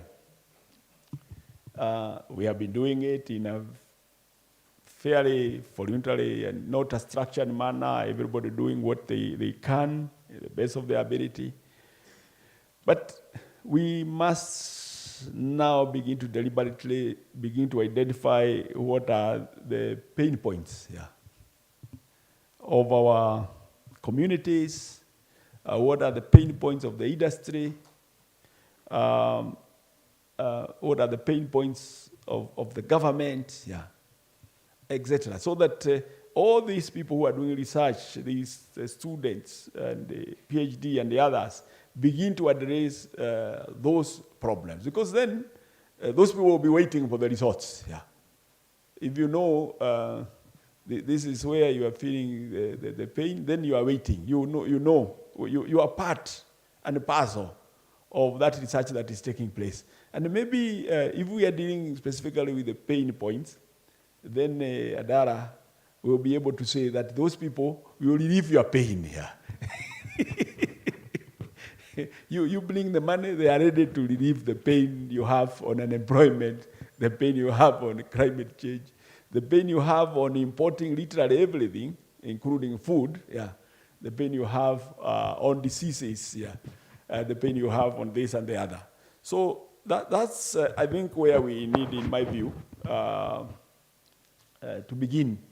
And we are saying we needed to begin engaging the industry. I know that that we have the issue of the science and engineering complex as one of the things we are doing, and we have invited many recently here, many industry partners to come, being coordinated by Brian there and our French partner. So, and we also have the Cantalia Innovation and Technology Transfer Center for Agriculture, Innovation, and Technology. And we are beginning now to say, how do we work with the industry to know, so that when we are working with them closely, we'll be able to know where they are having pains, and perhaps that way we will be able to get solutions for them, and also write the papers. With that, I want to thank you all for listening.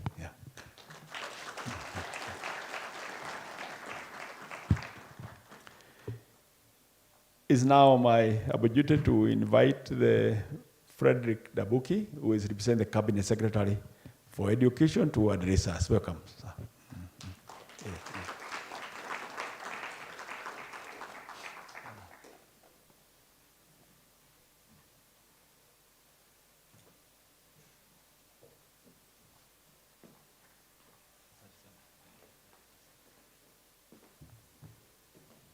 Thank you, my friend, VC, University of Nairobi.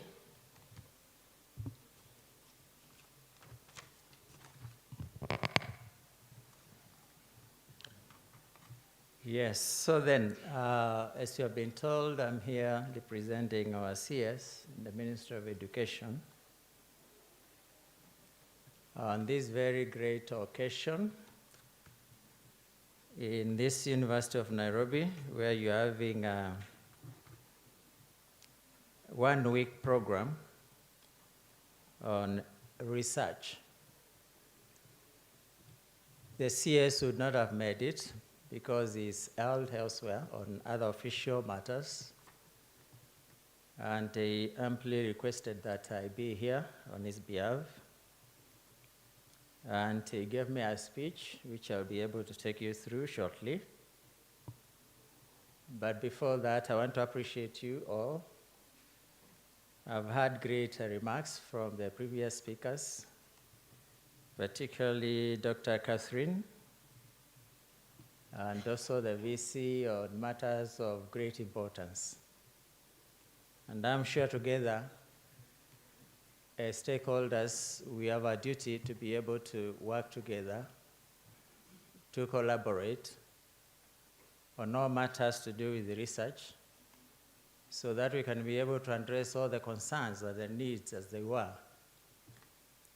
in our country, in our region, and beyond.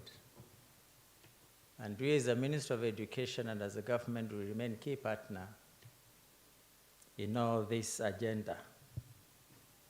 The government has been able to lay a lot of emphasis on matters of research, science, and technology. And we want to make it our business as a ministry to be able to make sure that we are mainstreaming matters of research and technology, and particularly within all the MDS in government, and also in all our institutions of higher learning, particularly universities. Many times our CS will always be able to tell us, and every one of us, particularly in our universities, we have our core mandate on the issues of training, research, and they say any university which is not doing good on matters of research, it is no longer a university, but a college. And therefore, research shall remain key in our institutions of higher learning. And we will be able to follow through to ensure all that is done in the best way possible, so that we can be able to really have the new knowledge and the evidence which will be able to make us make good decisions as a government. Because that information, that data, is so useful.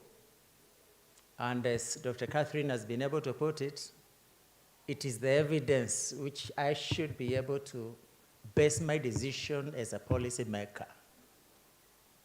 And if that data is not good data, then I may end up doing or making a wrong decision. So we are laying a lot of emphasis on that qualitative research, where the data being collected, if shared, can be able to add value within ourselves and in our communities where we live. We, as a ministry, through our SAGA national, on a cost rather, it is now the agency which is spearheading on the matters of mainstreaming issues of research across all the institutions and even across the MDS. And therefore, that means, and that makes it clear to all of us that the government is very keen to advance on issues of science and technology, and also equally be able to share that knowledge and apply it appropriately so that we can be able to move forward.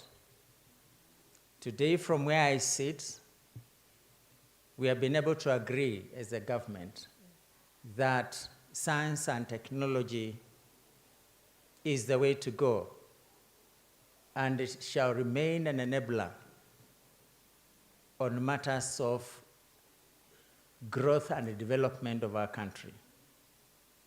That we have been able to make a clear decision on that, and I'm sure we'll be able to do everything possible to be able to make good use and full use on issues of research. A lot of remarks have been made on where are we as a government on matters of budget. Yes, it is well stipulated that the government will be able to contribute 2% of our GDP on matters of research and development. Of course, a lot has been done, but we want to be able to commit ourselves and say that we will be progressively increasing on the allocation on issues and matters of research. All these things on allocation of research in our various programs are determined on the amount of revenue the government is getting. And therefore, as we get more revenue, as we get more in terms of our income as a government, then we'll be able to share more, and a lot will be allocated progressively on matters of research, science, and technology.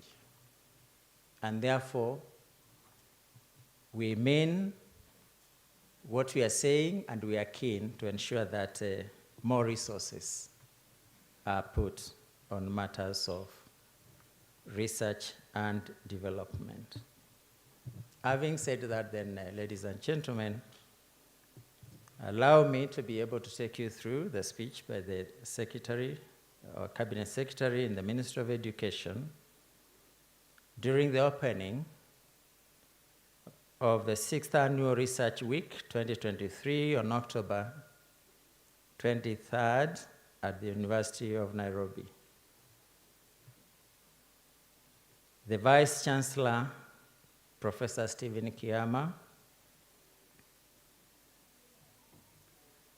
the CEO of NRF, Dr. Catherine,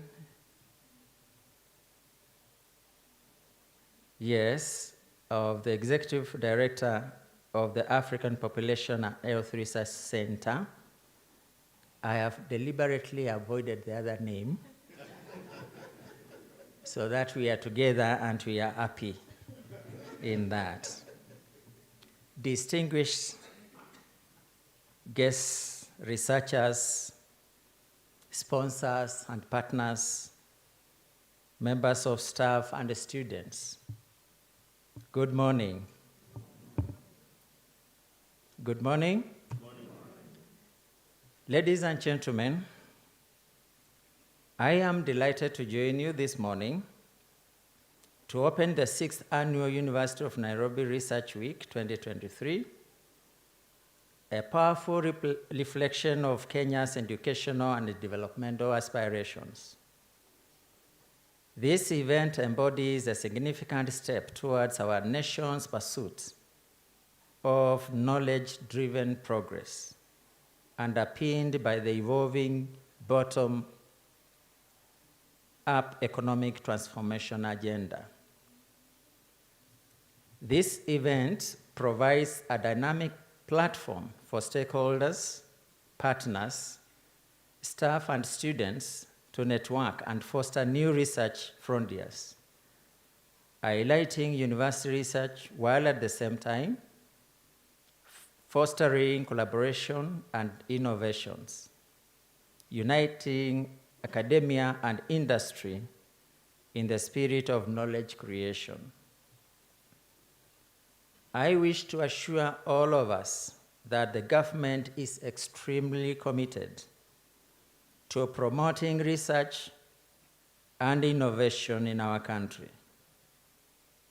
In the 2023-2024 financial year budget, the government has committed 749 million shillings to research, science, technology, and innovation, a move that should give hope to most of the academics and researchers in this forum. There is indeed a compelling urgency for the country to generate new data and evidence for planning and the better. Ladies and gentlemen, I commend the University of Nairobi for identifying research and innovation as defining pillars of our development. and for convening the annual University of Nairobi Research Week. This must not just be a platform to showcase research and innovation projects, but also a celebration and a recognition of researchers and the role they play in the growth and the development of our country.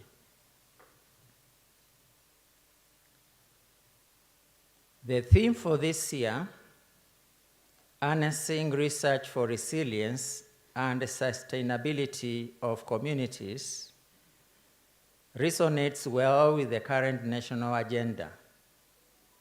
As a government, we recognize the importance of research, innovation, and enterprise. Research, innovation, and enterprise are said to be the driving forces behind job creation, manufacturing, food security, universal health care, and affordable housing projects that promise to uplift the standards of lives of many Kenyans. This is particularly so because the government is committing to transform our nation into a newly industrialized middle-income economy and assuring a high quality of life within a clean and secure environment. It is a fundamental recognition within the bottom-up economic transformation agenda that the vital role of science, technology, and innovation in abundant economy is critical. This new knowledge is our bedrock for wealth creation, improved social welfare, and international competitiveness. It paves the way for the effective exploitation of knowledge, innovative systems, and flourishing entrepreneurship. Ladies and gentlemen, the ministry recognizes the vital role played by the education sector in realizing this vision, particularly the cultivation of a research-driven economy, or sometimes we are calling it knowledge-based economy. Most importantly, we aim to build research excellence at all levels of our educational institutions. This requires robust resources, state-of-the-art infrastructure, and incentives to ensure research tackles real-world challenges. Our mission is to prepare the next generation of researchers, nurturing young minds to explore, question, and develop a passion for inquiry and problem solving. Investing in research and development is at the core of our agenda as a government. By amplifying our research and development infrastructure, supporting aspiring researchers, and creating competitive research grants, we empower Kenya to be a global contender. By translating academic research into practical solutions, we create an innovation ecosystem that is the cornerstone of our prosperous future. In the spirit, we are not just crafting an agenda, we are charting a course towards an enlightened and thriving Kenya. It is a journey marked by a profound commitment to turn knowledge and innovation into tangible progress for our people. And I think at this juncture, I need also to lay a lot of emphasis on what has been mentioned before. And this is the issue of ensuring that our institutions of higher learning, and particularly universities, are creating a very strong linkage with the industry and also the community. Because over time, I think we have been able to realize as a ministry that there's a weak linkage on sharing of this knowledge we are talking about with the industry and also with the communities where we are, or where we are located as universities. And I think we need to look through and find out how best we can be able to improve on this. We also need to go out there as a universities to be able to do something like a market survey, to be able to know and understand well what is happening with the industry out there, what do they need.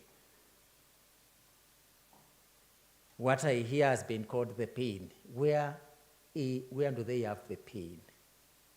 What is it that we are not addressing as a university so that when we are releasing our graduates, then they go and fit very well in the marketplace and in the industry? We need to be able to develop that kind of a system where we have very strong collaboration and we can be able to share this knowledge with everybody. We as the ministry have been able to have a consortium where we are looking out there globally to be able to establish, to identify potential partners who can be able to help us as a ministry, who can be able to help us in collaboration with our universities on matters of grants, where we can be able to access facilities for our researchers to be able to do their work. And we have been able to call upon universities to be able to send to our office on what we are calling focal persons whom we are going to link up with and our partners out there. Currently, we are closely developing a framework between some of the European partners, the popular Erasmus Plus Foundation, and also the Horizon Europe. And we are at a very advanced stage on this collaboration, and soon we'll be able to brief you and also guide you as universities on how best you can be able to access on those facilities, because there is a lot of money out there, including other partners, not necessarily those two. So we have to be able to go out of our way to mobilize those resources, apart from what the National Treasury is giving to our universities on matters of research. We also have to develop units within ourselves as universities who are going to be also going to support in mobilization of resources, finances across the board for research, science, and technology.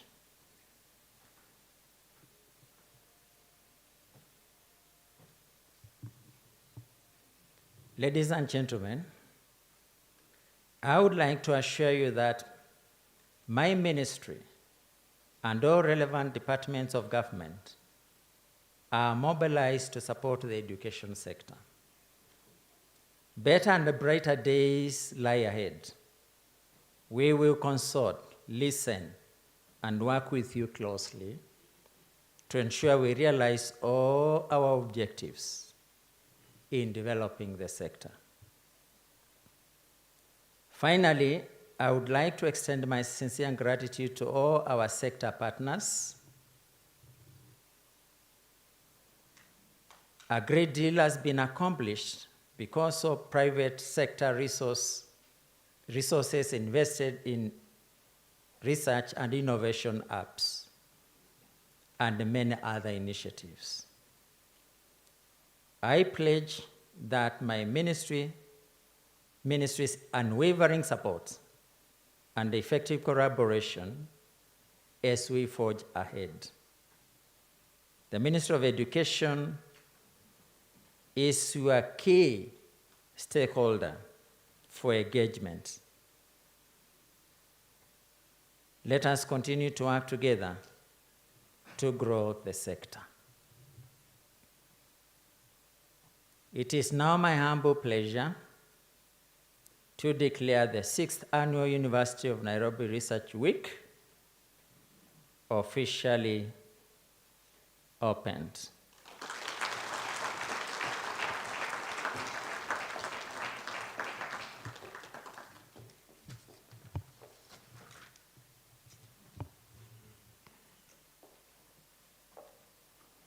Thank you very much. Let's give him another round of applause. And thank you for your continued partnership. We appreciate you. Take our regards to the CS Education. That is really amazing.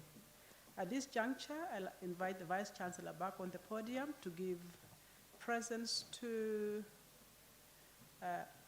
Dambuki and also our keynote speaker. If you can come up, Daktari, that would be great. Where's my team? The VC is here before you arrive.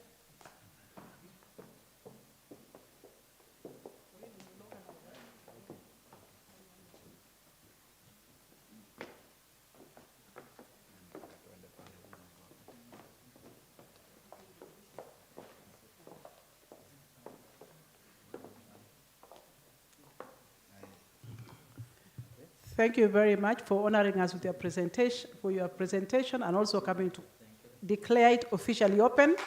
Thank you very much, Konanda Boko.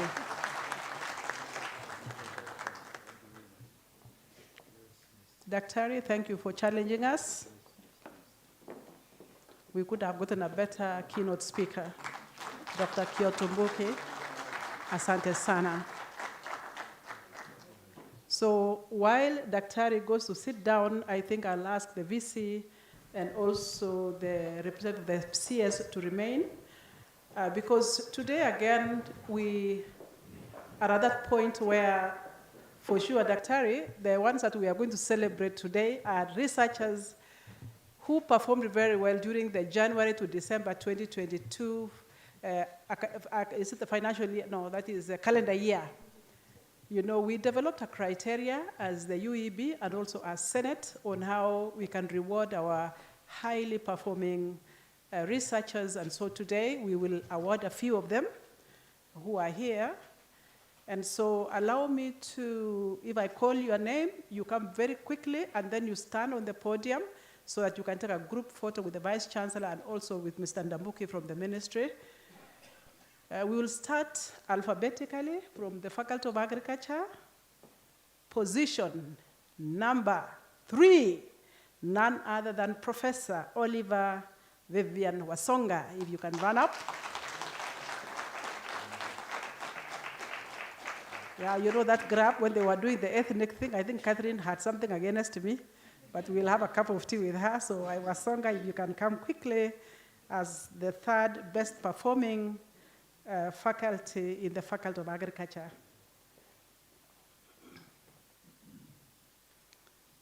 Congratulations, Professor. With your new promotion, I'm sure you can do a lot, much more. Mentor, continue. So stand somewhere, don't go too far. 2nd position, none other than my own chairman, Professor James Mudomi. Where are you? He's the only one who can give me a staff movement, except until a few days ago. Now the Vice Chancellor is the only one who can give me staff movement. Asante sana, Professor Mudomi. Yeah, continue to mentor, continue to excel. Lots of congratulations from us. Asante sana, and don't go too far. taking the first position, none other than Professor George Abong. Where is he? Chairman, Department of Food Science and Technology. Asante Sana, a young man who has transformed that department, and also the faculty. Asante Sana, and congratulations.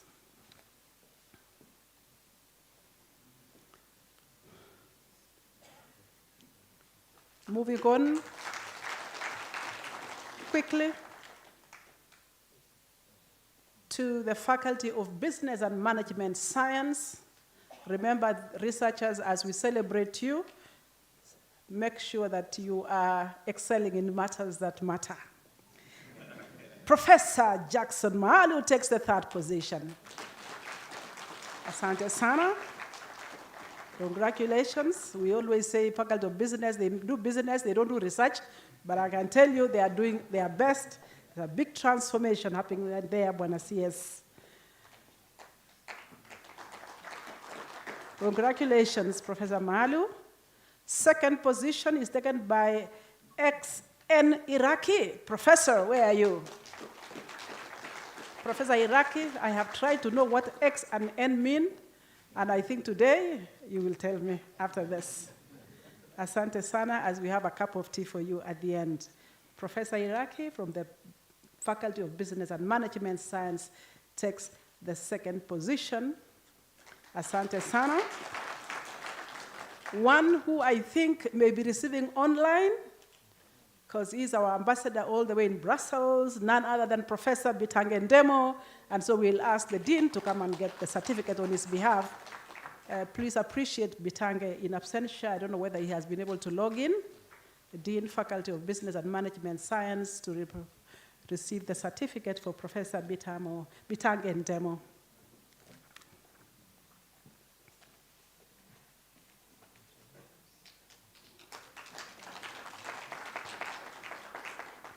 Matters Education, preparing us for the CBC. Where is the third position taker? None other than Professor Lewis Ngesu. Ngesu, where are you? Okay, there you are. Congratulations, even as you come. We haven't seen much of you. I think you are one person who is meeting in action. Make sure that we engage with you, Father. Asante Sana, Professor Lewis Ngesu. A big appreciation for taking the third position. Second position is taken by none other than Dr. Ruben Mutegi. Asante Sana na karibu. Congratulations.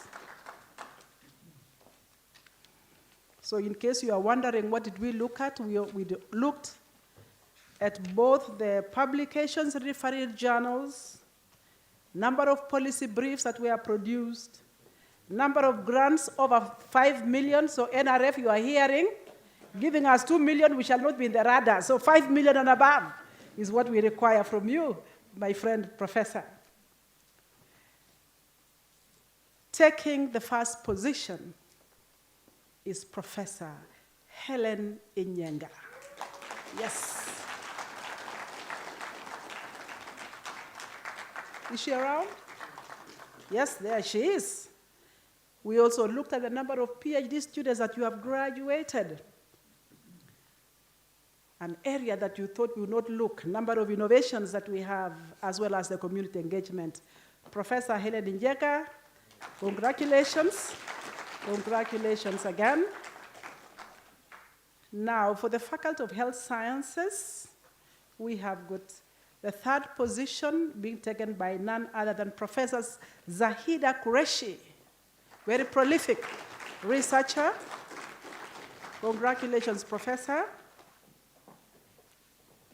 Karibu sana. And congratulations again, even as you received your award. And I'm sure you'll give number 2 and number 1 a run for their time.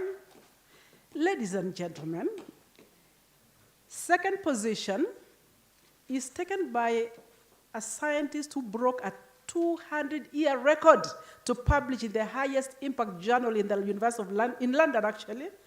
But unfortunately, She's on a national agenda all the way in Naivasha, but help me celebrate Dr. Lois Ombacho.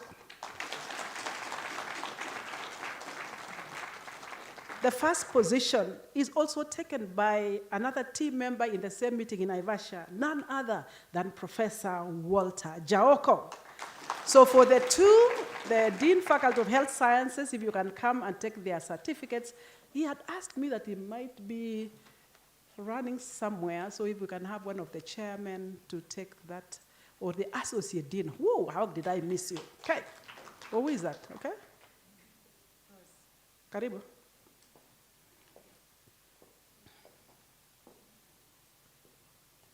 So the two have really missed, but they gave us an apology. So the associate dean, Karibu. Who? Oh, the associate dean. So you can, okay, sawa sawa. Professor Jaoko, okay, sawa sawa. Karibu. I like this because then there's nobody who can win on their own. You always have team members, and they've sent team members to come and support them. So thank you very much for coming. And the other one is for Walter Jaoko. Now, for the Faculty of Law, the third position is taken by Dr. Robert Kibuki. Where are you? There you are. Asante sana. Yes, law. I remember when somebody was talking about the theater of the absurd. Some people are behind bars and some others are in front. So you have the bars. Robert Kibuki, position number 3. Position number 2, Professor Richard Mulwa, all the way from the Faculty of Law. Where are you? Congratulations, sir. Asante sana. Now I know if I need a lawyer, I know where to go.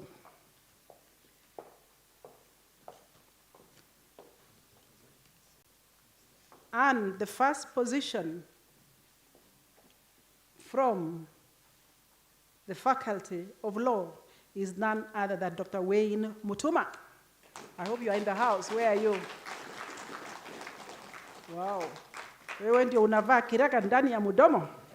Asante sana. Congratulations for being the top researcher in the Faculty of Law.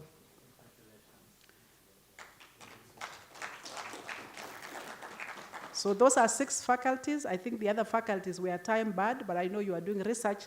So come 2023, I hope all the deans will come. Allow me then to allow our visitors to take a group photo, and then Professor Munyoki, if you can get ready to come and give a vote of thanks, even as we bring engineering. Oh, sorry. How did I forget the engineers in town? Wow.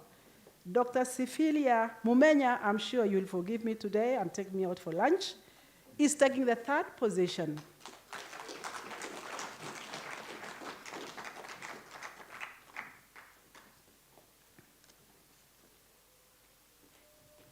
Thank you for being resilient, hardworking. You used to be my friend a long time ago. Now we need to remember. Dr. Sifilia Mumenya, nice to see you. Position number 3. Congratulations. This is some of the amazing engineers are women, I'm told. 2nd position is Professor George Rading. Where are you in the house? Professor George Rading, 2nd position.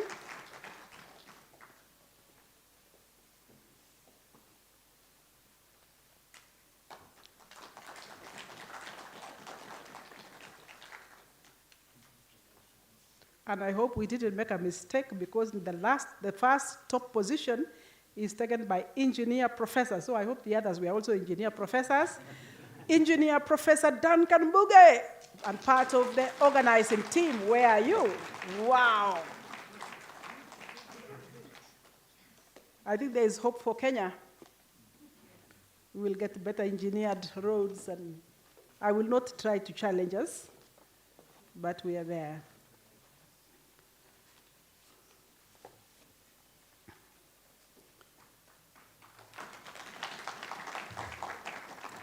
So if we can have a quick group photo and then the vote of thanks, and then we will release the top managers from different institutions.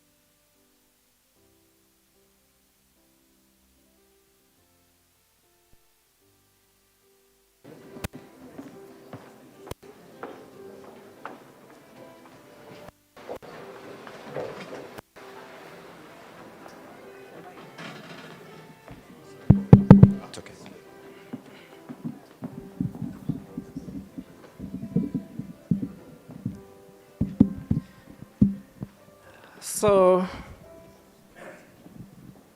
our chief guest and our Vice Chancellor, allow me just to, on behalf of all of us, to appreciate a few groups and members who have really supported us in this process. I want to start by thanking the Almighty God, because it is because of the power that we get from above that we are all here. Today, being a very important day to us, we want to start by thanking the Lord God Almighty for those who are believers like myself. Secondly, Chair, allow me to thank the Cabinet Secretary, Minister of Education, here represented by Frederick Ndambuki, for his time. I know that the CS is very busy, but when you, Chair, the Vice Chancellor, invited him, he humbly accepted, and that's why we have Ndambuki here representing the ministry. Let us give a big clap to the Minister of Education, the CS, our friend. Thank you so much. Secondly, allow me to thank our very able guest speaker, Dr. Catherine. You have really embraced us. We are grateful for your coming and very insightful speech that you have meant. You have lived up to the expectations.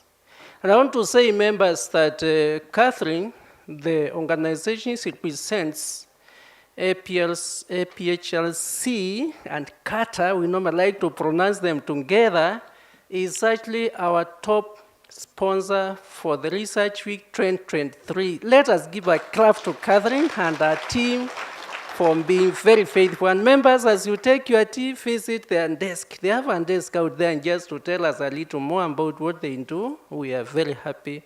Thank you so much. Number 3, members, I want to appreciate the University of Nairobi.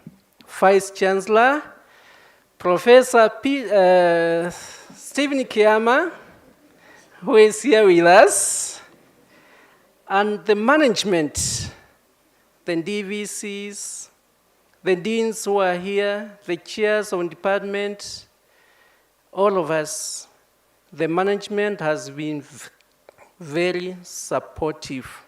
Particularly this year, we have worked with the associate deans, and indeed, we got a lot of support. Vice Chancellor, we thank you. Let us give a clap to our Vice Chancellor and the team of management who are here today. Allow me at this point to appreciate our sponsors, and there are many.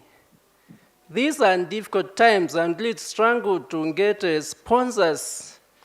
Quite a number of them just said, we'll come and be with you, which is good enough. But there are those who went out of there and said, we'll not just come, we'll also give you some support financially.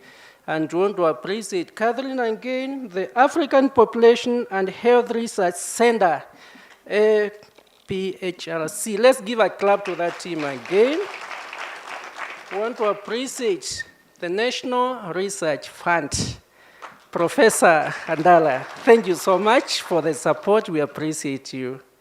And another group, not a very big one, but this one was Kema. When we wrote to them, they quickly responded and said, we won't be with you, we'll support you. The Institute of Primate Research. Let's give a clap to that team. And lastly, and yes, I appreciate a few of them. There is a team here, the Ocean Group. I've not seen the representative here, was what they came around. The Ocean Group is here through their director, Darren Yu. This team will also be participating along with Adala here in some of the discussions we have later in the week. They say they will be here, they will be part of the debate, because we have also organized some activities that we are going to really discuss issues. Did I see the representative somewhere? Oh yes, let's give a clap. Thank you so much, members. So these are just some of our partners and sponsors for the Research Week 2023. There are many others, I did not mention them. Many of them will be coming tomorrow. and on Wednesday, and of course on Thursday as well. Now, our guest speakers, we were told there are over 90, a record number of 90 guest speakers are going to be talking to us through the various conferences that we have organized across the university. That is a lot of commitment. We have a lot of presenters. Over 700 papers have been submitted in the various conferences by people who did a lot of effort to prepare those papers. Our members of staff, our students, and indeed all the other participants, quite a number of them are going to be following us online. Conferences are about that, it's about sharing, and if they don't come, we will have nobody to talk to. Let us give a clap to all of us for that effort. Lastly,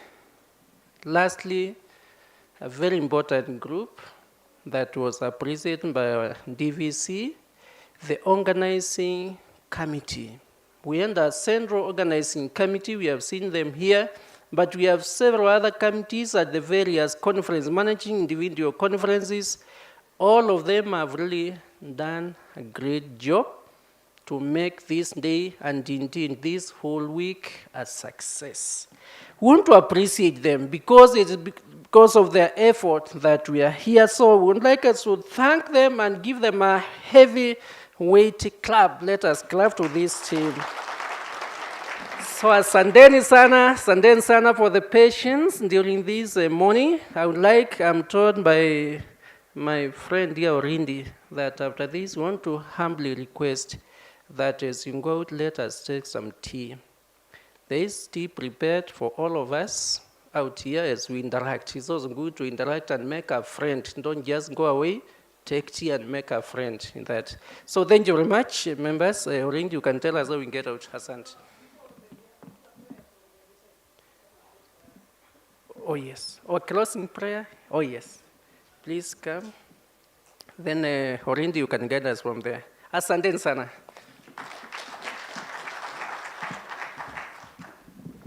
Thank you. Let me kindly ask that we be upstanding for the closing prayer. And now that they have said this, our cup of tea, we'll also give thanks for the cup of chai. Yes. Let's pray. Lord, we thank you that at the beginning we ask that you accompany us throughout the activities that were scheduled for this hour. We still ask that you accompany us for the activities ahead of the week in the different presentations. Thank you for the blessing of sharing of knowledge, and thank you for the blessing of the gift of one another, that we can come together and celebrate as we look back to what you've enabled us to do and even look into the future at the greater things that you've prepared for us. Now, as we part, we ask that you dismiss us with your blessings as we attend to the activities of the remaining part of the day. Even as we share in the cup of chai, we pray for your blessings for health and strength. Now dismiss us with your blessings, for we pray in Christ's name. Amen.